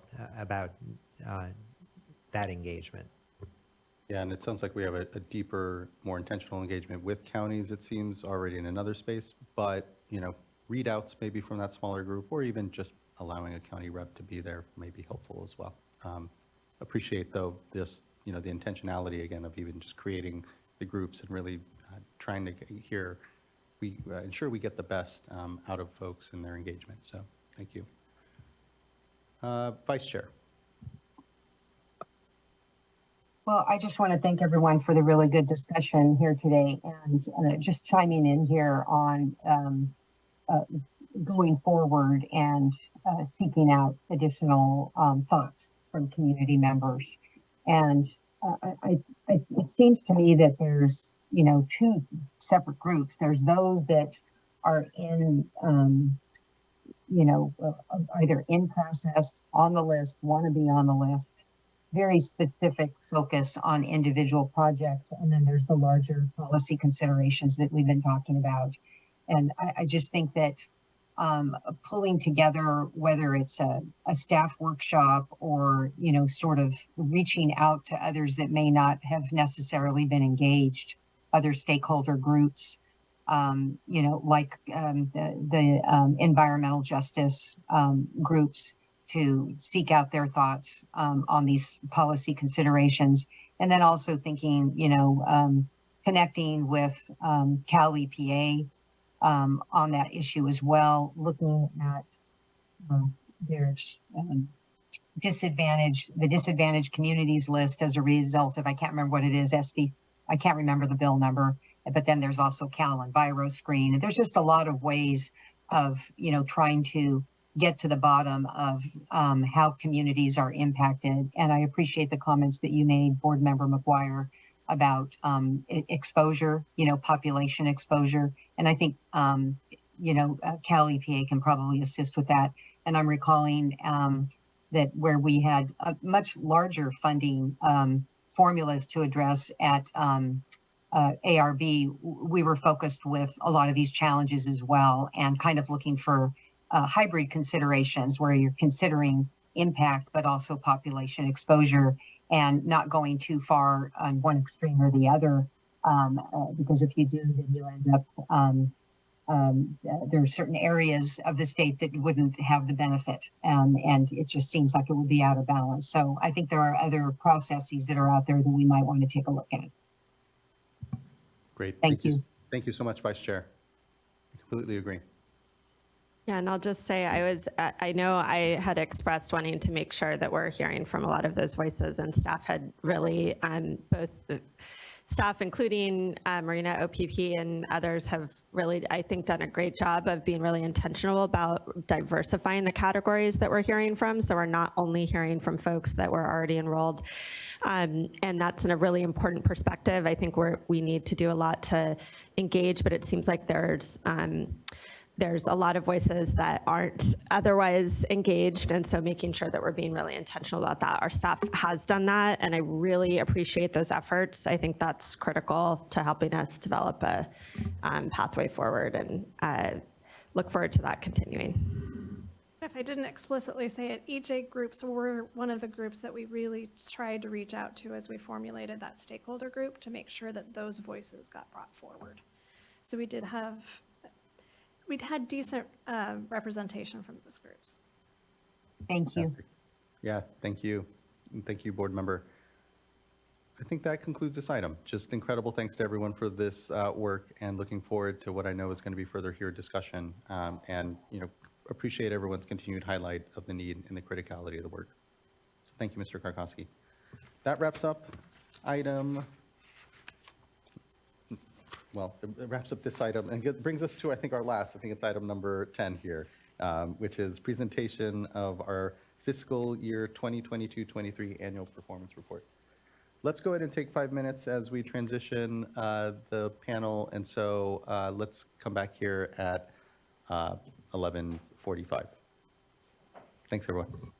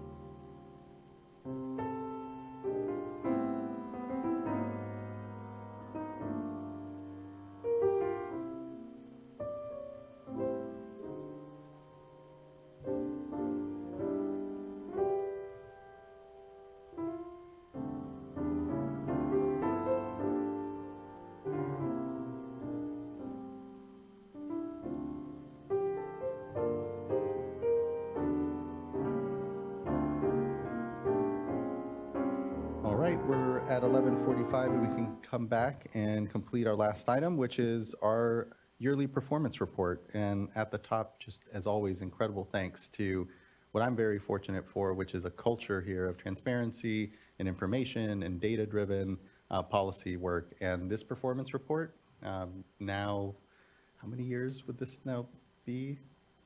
15 years of work demonstrates it. And year after year, just really appreciate the improvements that have been done here. So without further ado, kick it over to Greg and Bev. And hi, good afternoon-ish, almost. Board Member Esquivel and Board Member McGuire and anyone else who's traveling and still channeling their thoughts. Thank you for having us. We'll be brief. I'm going to hand it quickly over to Bev. My name is Greg Gerhardt, though I'm Deputy Director for Information Management Analysis. And I've been here those whole 15 years.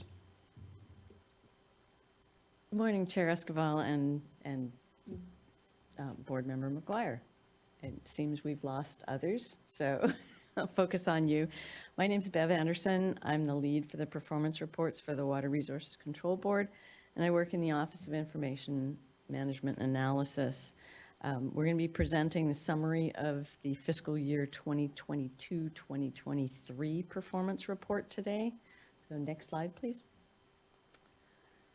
As was just pointed out, this past year was the 15th year of the performance report, which draws on data from many databases used by the programs of the water boards.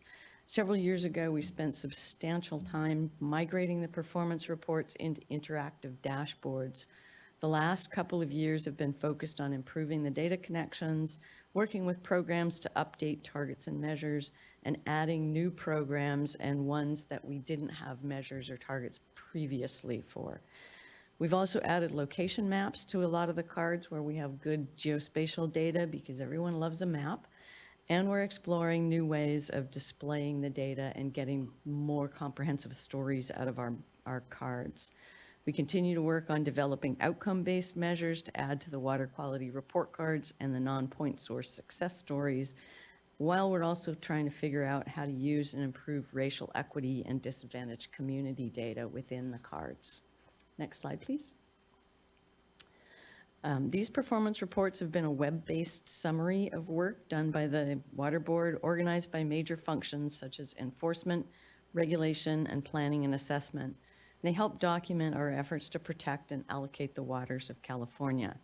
The reports have been used to help us learn from successes and challenges in major mission areas and to systematically manage and evaluate programs, activities, and priorities, and to improve efficiencies of the programs while we've been improving the efficiency of our own reporting.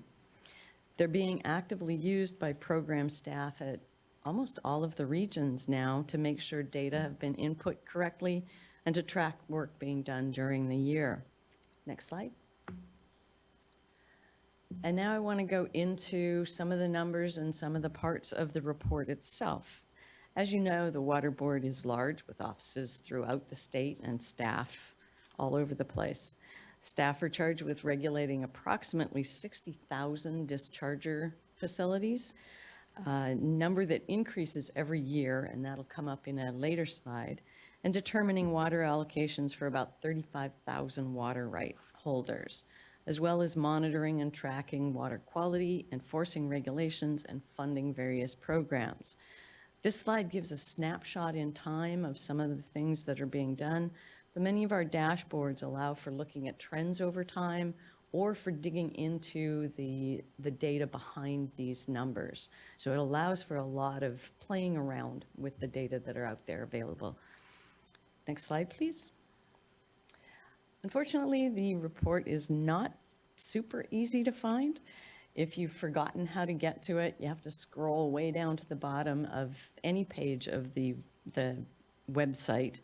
And there under the resources column, it's down near the bottom with the performance report. And that link will take you to the most recent year of the performance reports. Next slide, please. And from there, you can access previous years. Most of the dashboards now contain all of the previous years of data. We still have a few that we're working out some slight glitches with how data are being pulled, so we haven't been able to get that on every dashboard, and that's one thing we are working for. Many of those previous years, some of the software to build the charts no longer is supported, so we'd like to get those archived and just focus on the dashboards that are posted now. Next slide, please. I'm going to provide a summary of some of the major targets and measures tracked by the performance report. This slide summarizes some of our inspections and how things have been going over the last several years. Inspections are a primary tool used to determine and document compliance of the facilities we regulate. In spite of staffing issues at some regions and unexpectedly high snow levels in some areas last winter, overall inspection numbers have actually been increasing since the pandemic shutdowns. Not up to pre-pandemic levels yet, but they are coming up and getting more efficient. The regions are getting better at getting out, and I know plans have been made for those areas where they tend to get snow to get a lot of their inspections done earlier before the snows hit, so they don't get stuck like they did last winter. Several of our programs have US EPA commitments to inspect facilities on a certain schedule. NPDES major facilities are required to be inspected every 2 years, while minor facilities are every 5 years. This loosely converts to inspecting 50% of majors each year and 20% of the minors each year. And we're seeing that our regions are very close. They hit 49% of facilities, major facilities, and 25% of minor facilities inspected. As I said, the percents are loosely related to actually hitting the facilities on those years, but we've been working with the US EPA and the NPDES program to make sure that our inspections are being done at those facilities that require them, and it's meeting those commitments and not just a random 50% or 20%. So a lot of work has been going into that to align our targets with the US EPA commitments. And then these numbers roll up into some of our targets, and I'll go over the main part of the targets now in the next couple of slides. Next slide, please. At the beginning of each fiscal year, the state and regional boards, divisions, and offices establish targets for the workload to be achieved. Then, at the end of the fiscal year, we determine the actual work completed and compare it to the targets to assess the programs. This graph shows some of those statewide targets rolled up into 3 categories: inspections, permitting, and other program targets, which includes things like the adoption of TMDLs and basin plan amendments, cleanup activities, funding, and a few other areas. Generally, inspection targets are more often met than other targets because they tend to be short-term projects that are much easier to schedule and complete than, say, a TMDL adoption, which could be delayed for any number of reasons and targets be missed that way. Next slide, please. And then looking at the regions or at the various organizations, this summarizes the targets achieved for the last couple of years. And as I mentioned earlier, many of the regions are now using the targets to track their work, and you can see the targets being reached are increasing. And if I were to add some more years to that, you would see a definite increase in the targets. And this is in spite of us getting those US EPA commitments matched to the targets. So they're meeting slightly higher targets than they have in some cases in the past. You can see that the targets, meeting the targets varies substantially through the different regions, and this often reflects, the priorities, the things that are going on in the regions at the time, staffing issues, things like that. So we don't put this up to compare the regions to each other, just to show that they are out there and meeting their targets to the best extent they can. Next slide, please. Excuse me. The last two slides showed how well we set and achieved our workload goals, but they don't really give a picture in terms of the total volume of work, which would be really hard to do in a single slide. This table shows some of the big picture numbers of the facilities and associated regulatory work, including some water rights and drinking water program details. While the number of regulated facilities continues to grow through the state, as you can see, our numbers have gone up 2,000 in regulated facilities over the last 3 years. It appears that our individual permits being issued or updated is going down substantially. And part of this, when we start looking at the numbers, is many of the regions are moving minor individual permits into general permits in order to streamline the process and help get more consistency through the permits that they're working on. So this is another area that we're working with the programs to determine how to capture those things that are going on in the data. So we've got a big push to try to figure that one out for this next few months. Next slide, please. And here's a link when you have access to this that will take you directly to the 22-23 performance report. And with that, I'd like to go into some of the dashboards and share some of the stories that we can get out of the data that we've got that are being collected for the performance report. So next slide, please. One of our programs, the non-point source program, tracks outcome-based measures similar to the TMDL, Total Maximum Daily Load program. The State Water Board receives grant funding from US EPA under Section 319 of the Clean Water Act to fund projects that reduce non-point source pollution. Examples of these projects might include things like installation of fencing and off-stream watering in order to manage livestock grazing, forest road improvements to reduce sediment loads, or stream restoration to address historic hydromodification. These non-point source success stories are fairly comprehensive stories that the program works with the US EPA to finalize and get posted. So they've done a very nice job of writing these stories. Next slide, please. And again, as I mentioned, they're similar to our water quality report cards, but they tend to go much more into the story than the water quality report cards and cover a lot more detail. So there's a lot of work that goes behind these, and they're showing some very nice successes. And this is another program that I'm working on to figure out some more measures and possible targets that we can set for non-point source. Next slide, please. You heard a lot from the Division of Financial Assistance this morning, so a couple of slides for that program. The dashboard for DFA includes a map of projects funded during the fiscal year. DFA gets about 75% of disbursements processed in less than 60 days, and they have a goal of getting those to disadvantaged communities processed in less than 30 days, and they've done quite a good job at doing this, as you heard earlier. They also have a commitment to execute applications for all of their rollover projects by the end of this fiscal year. Next, please. And if we look at these projects, this focuses on the Disadvantaged Communities Project.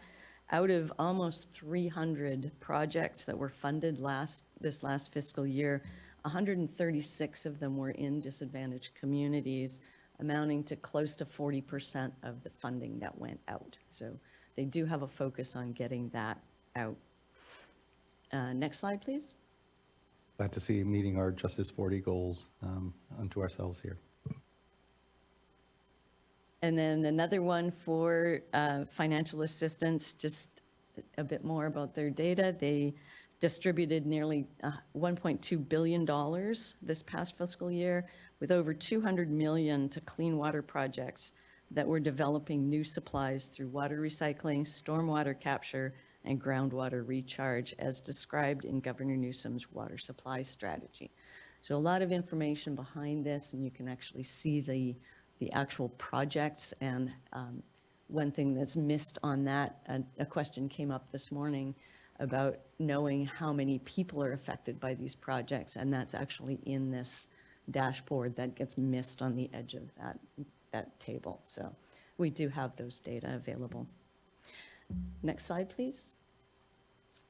The fees dashboard has been sadly behind the times for the last several years, and we were able to work with the fees program this year and get things updated. So they were having some struggles with database changes, and we've got them almost up to date. I'm just waiting for the 22-23 data, but we've got everything from 17-18, which was where we got stuck, up to 21-22 at this point, and worked with them to reconfigure the card to make it a little more user-friendly and figure out what it's showing. So they are using these at their stakeholder meetings for showing how the fees are being broken down.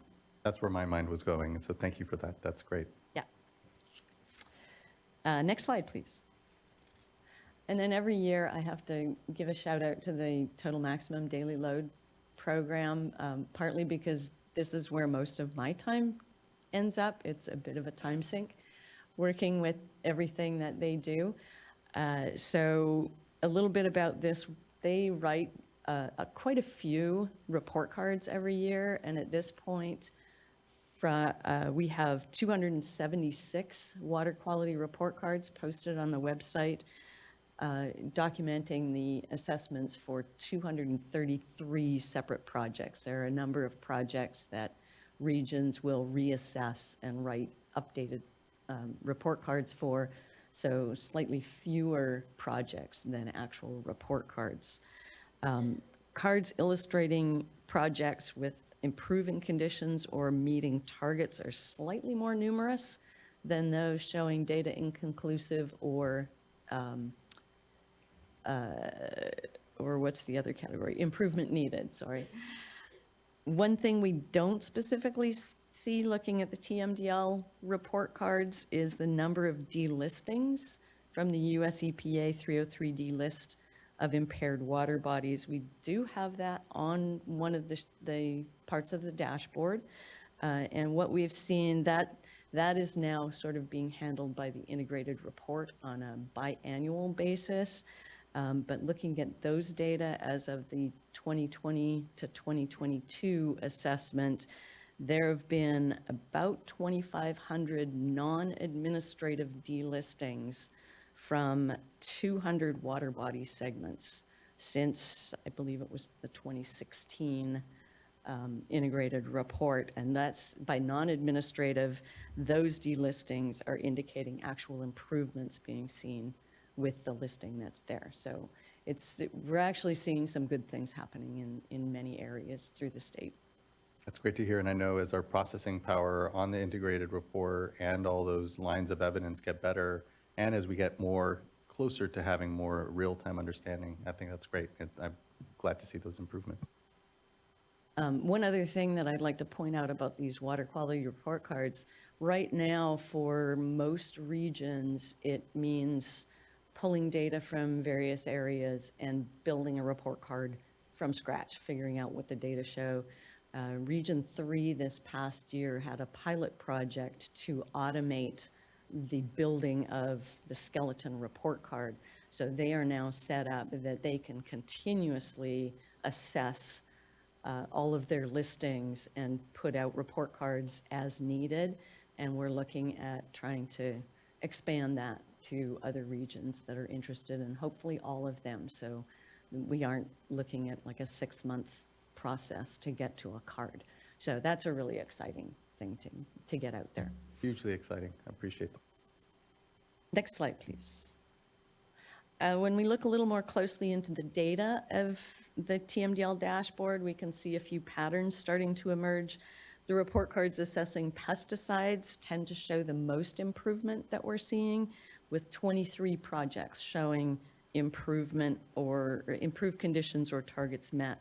And this is often associated with time after the banning of certain pesticides. So we are seeing some improvements there. Nutrients and bacteria tend to be assessed and reassessed the most often. And nutrients are similarly showing some improvements, with 19 of those projects showing some improvements. And then report cards assessing point source pollutants tend to show slightly better success than non-point source. And the non-point source ones, we're seeing a little bit more focus in the non-point source program. But we do have some cards for sediment pollutants, and they're showing a little less improvement often because there are a number of different places where the sediment is coming from, and it's difficult to figure out, what all the non-point source things are. That was a bad choice of word, I'm sorry. I once said it is what it is at the dais, and I still regret it. So. Next slide, please. And then this is just a blow up of one of the report cards. This one's showing trash, which is a relatively new pollutant being addressed by several of the regions. And generally, these aren't seeing a lot of direct improvement yet. They are pretty new in most places to have the trash TMDLs. This was kind of a nice card, and that's why I chose to highlight this here. They are actually seeing conditions improving. They've been getting better compliance with the MS4 catch basins with putting in the full trash capture. So they're seeing throughout the Santa Monica Bay watershed, they're seeing better conditions as far as the trash. So again, another exciting thing to have going on. Next slide, please. And then this is the last dashboard that I wanted to take a look at. Usually I try to highlight dashboards that are showing things improving. In this case, we're seeing reductions over the year in what's happening. This is the Surface Water and Ambient Monitoring Program, or SWAMP. SWAMP was created to coordinate water quality monitoring conducted by the state and regional boards to assess the attainment of all the core beneficial uses in all water body types. The SWAMP annual budget has pretty much remained stagnant for the last 10 years.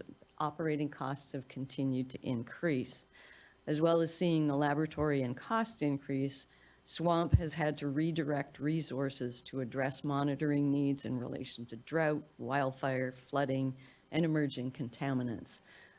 Several years ago, when I was with the harmful algal bloom program, the initial funding that we were able to use was cannibalized from the SWAMP program. So they are losing the ability to do some of the things that they are set to be doing.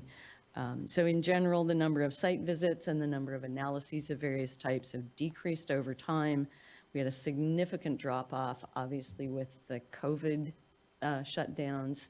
Not only were prices increasing, but they simply couldn't go out and do the collecting. And now with changes to labs and the contracts increasing, it's more and more difficult to do the analyses that are needed in order to protect human health and environment. Yeah, given all the challenges, that trend should be going in the opposite direction. And, I appreciate this flag because I'm going to be making it a point then to focus more on the program this next year and really figure out how we can help, to your point, get more resources to it. We appreciate that. Thank you. And one final slide, just as a quick summary of some of the things that we've been doing. Again, some of our recent enhancements include the aligning the core program targets with the US EPA commitments and working with the programs to make sure they're meeting those US EPA commitments, continuing to improve those data connections, and working with programs to add new measures and ways of displaying data. We're actively working at adding racial equity issues and environmental justice to as many of the cards as we can. And we're continuing to improve the reports and are excited to see the direction that we can go. with some of these, some of the areas that we're looking at filling gaps in are the CAA program. Currently, it's hard to get Cleanup and Abatement Act data to show, so we're working to get a card associated with that. Cannabis is still lagging for us, so we'd like to actively work with them to get some targets, if that's possible, for cannabis. And then drinking water, although they do have a dashboard, it's not an awful lot in there, and we're in constant communication with the drinking water program to add some targets, add some more measures for that, and many other things. So, and with that, next slide. Did someone have a question? Did I talk over? Next slide, I will turn over to Mr. Gearhart. Thanks, Beth. Great work, as usual. I wanted to provide some larger picture window on the things that are happening around the space. We've had the same performance report card, as was mentioned, for 15 years. But over time, we've also been doing additional things, some by choice and some by being voluntold, that are similar in regards to measuring effectiveness or efficiency or outcomes of programs. And so I wanted to just bring this to like the larger view. So for example, in the last couple of years, we've been working on projects that use the acronym OKR. Joaquin, you don't have to make the OKR, but I'll do it for you. Objectives and key results is a nationwide effort to again, sort of set your objectives on a relatively short time frame. So as opposed to maybe our annual report and our multi-year approach to trying to affect change, OKRs tend to be used on a shorter time frame. So we have a couple of pilots working with the governor's office on OKRs. And one is a pilot with the site cleanup program, which has embraced this wholeheartedly and done a really good job of thinking about how to use this as a way to align and sort of synergize the other efforts that they're doing in the site cleanup program. So you may be hearing more about that. The other sort of term to kind of raise awareness of is results-based accountability. This is coming out of the work of racial equity. It's a data-driven approach to essentially do the same thing that we're talking about with performance reports and OKRs, but it's a different acronym and it's a slightly different process, uses a little bit different terminology. But it's not confusing. It's actually being very well embraced as well by staff that are exposed to our first cohort of the class. And so you may be hearing this term, results-based accountability, in projects that are coming to you through their updates on advancing racial equity and other program updates.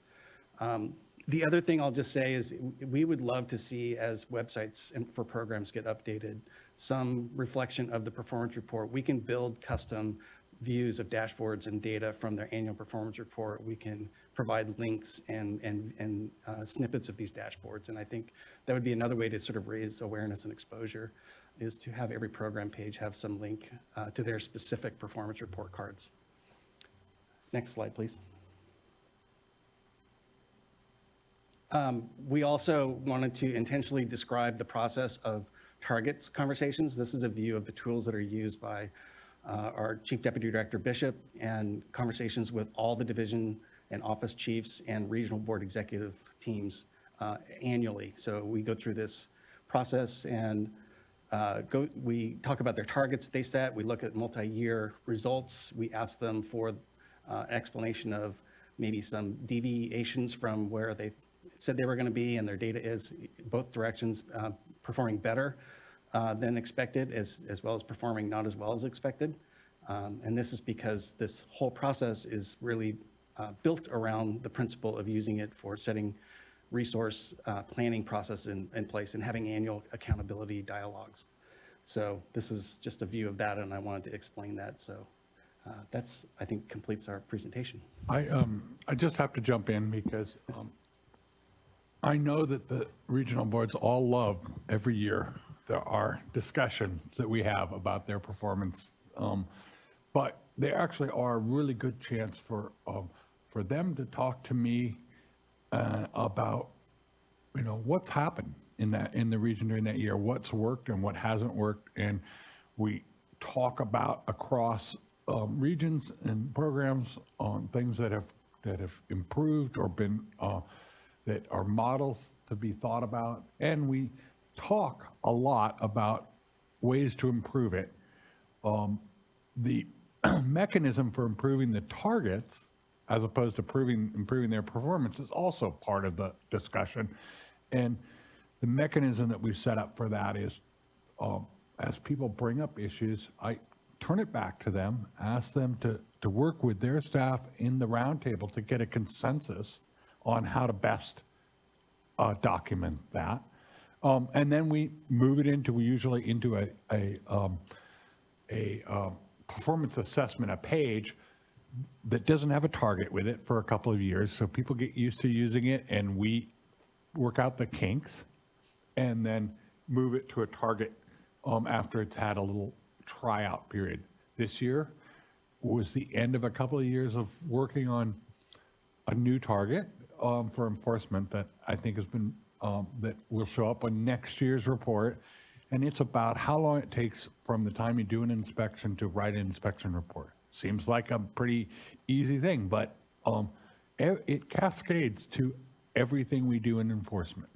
If you don't have that done, then you don't have the information to write an enforcement plan. You don't have the documentation to support that. And so it's taken a while, but that's where, that's an example I wanted to give of the process in play that's changing the way folks work. Thank you. Thank you for that as well. And I think there's one more slide with the names of the various team members on the report. If we can go ahead and thank just you bring for it up, that. just to Absolutely. be, give thanks.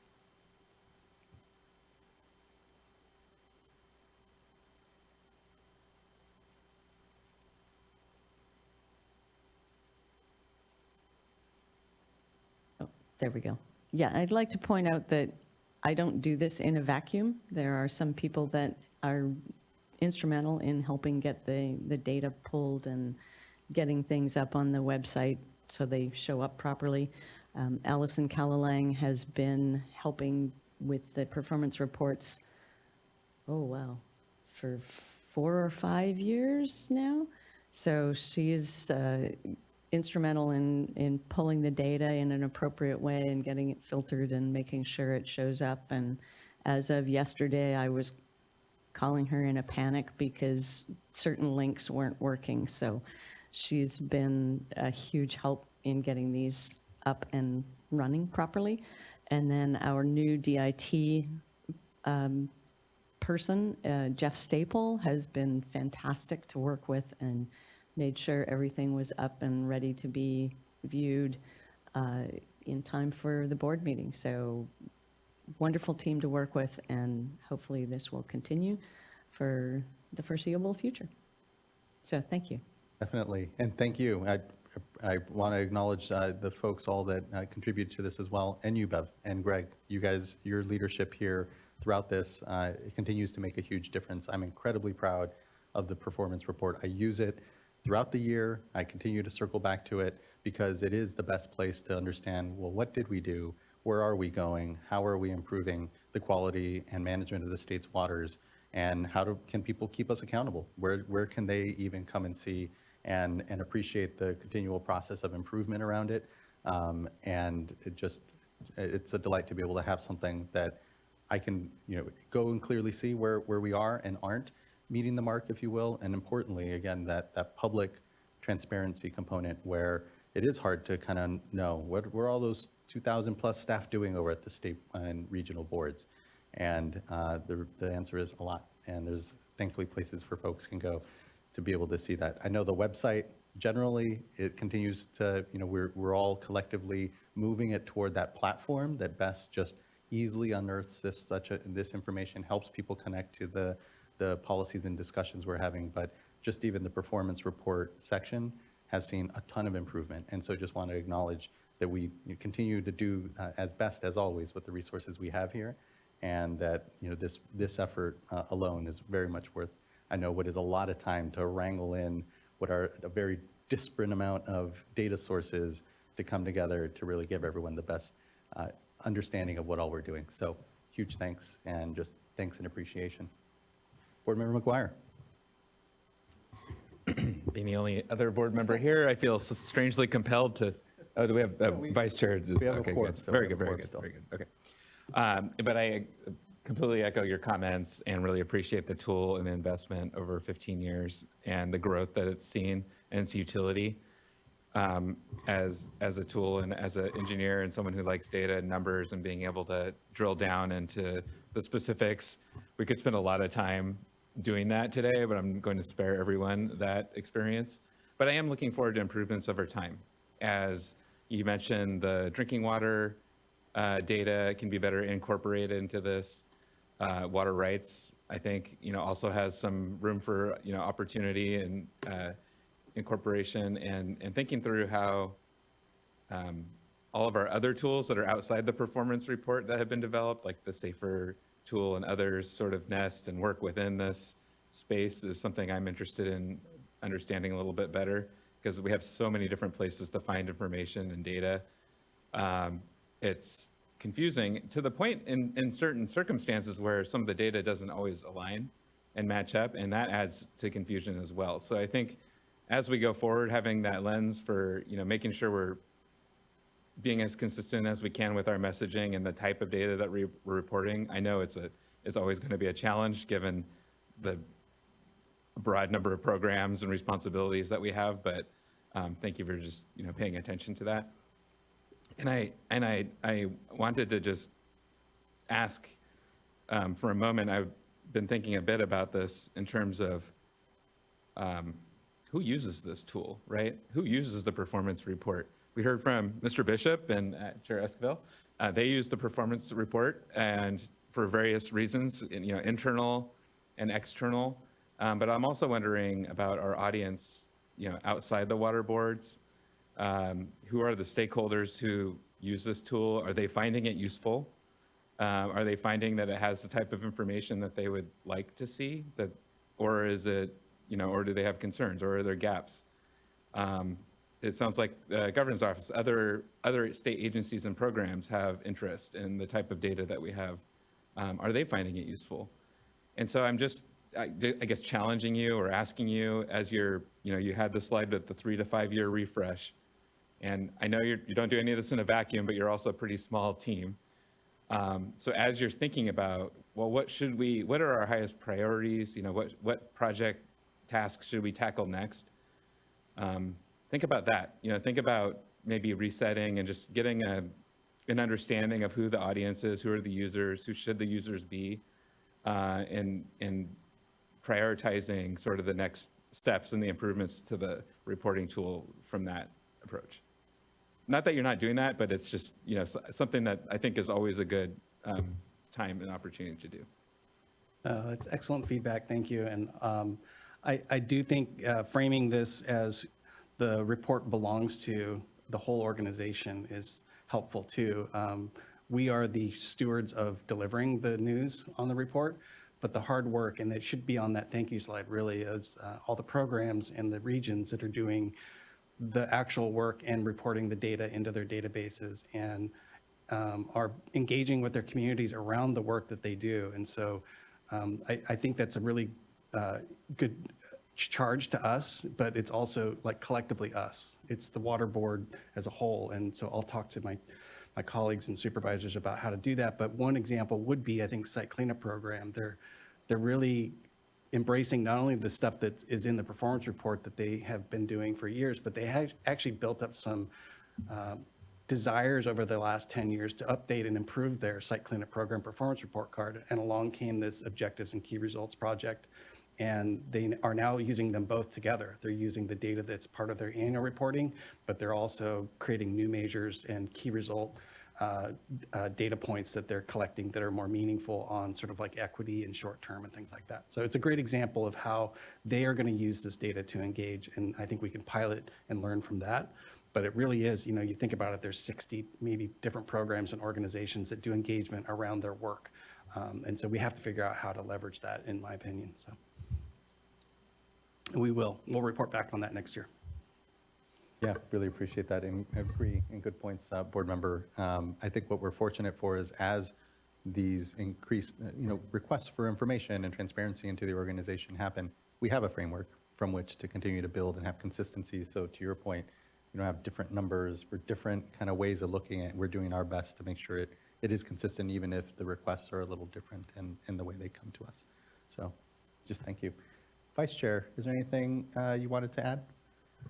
Nothing to add, just my thanks. And I guess the only the point that kind of along the lines of Board Member McGuire about, who's using the report, I'll just comment that through the ag stakeholder groups for fees, there was, I'd say a few years ago, lack of knowledge about this tool. And I do appreciate that the team spent some time with some of the ag stakeholders to kind of walk them through how they could best use the report. And so I guess I would just suggest, additional opportunities like that, not just waiting for folks to come to us, but maybe seeking out opportunities to,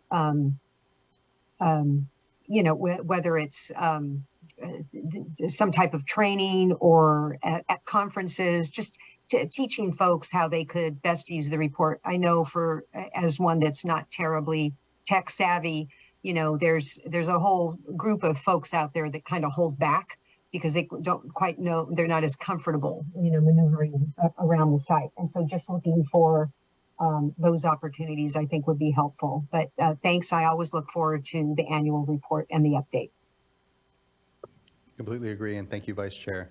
Could I add Yes, something? please. I was going to say, Dr. I think Sobek. some folks who benefit the most from these reports don't even know they do, and they don't need to look at them directly. And I think about reporting to US EPA and that being ahead of the game and already having thought through what our objectives are and how we're going to measure them.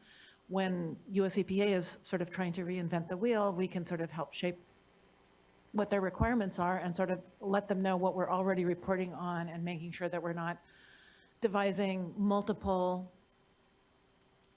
not identical, but going towards the same, for the same purposes. And I think that we've headed off a lot of those at the pass, and we've used the information that's gathered for the report to just feed into those other reporting channels, and that's served us really well. So it's, and yet I'm pretty sure US EPA doesn't go and look at these themselves, but it's been really important for us being able to comply with our federal reporting requirements. Really appreciate that. Yeah, that consistency across and not having to have a new, drill each time someone is looking for that very similar data. It's like, okay, we know where to go. Really appreciate those points. Anything further? Well, hearing none then, look forward to next year's report, look forward to engagement throughout this year and even anticipation of that. And just thanks, incredibly. I really appreciate this work.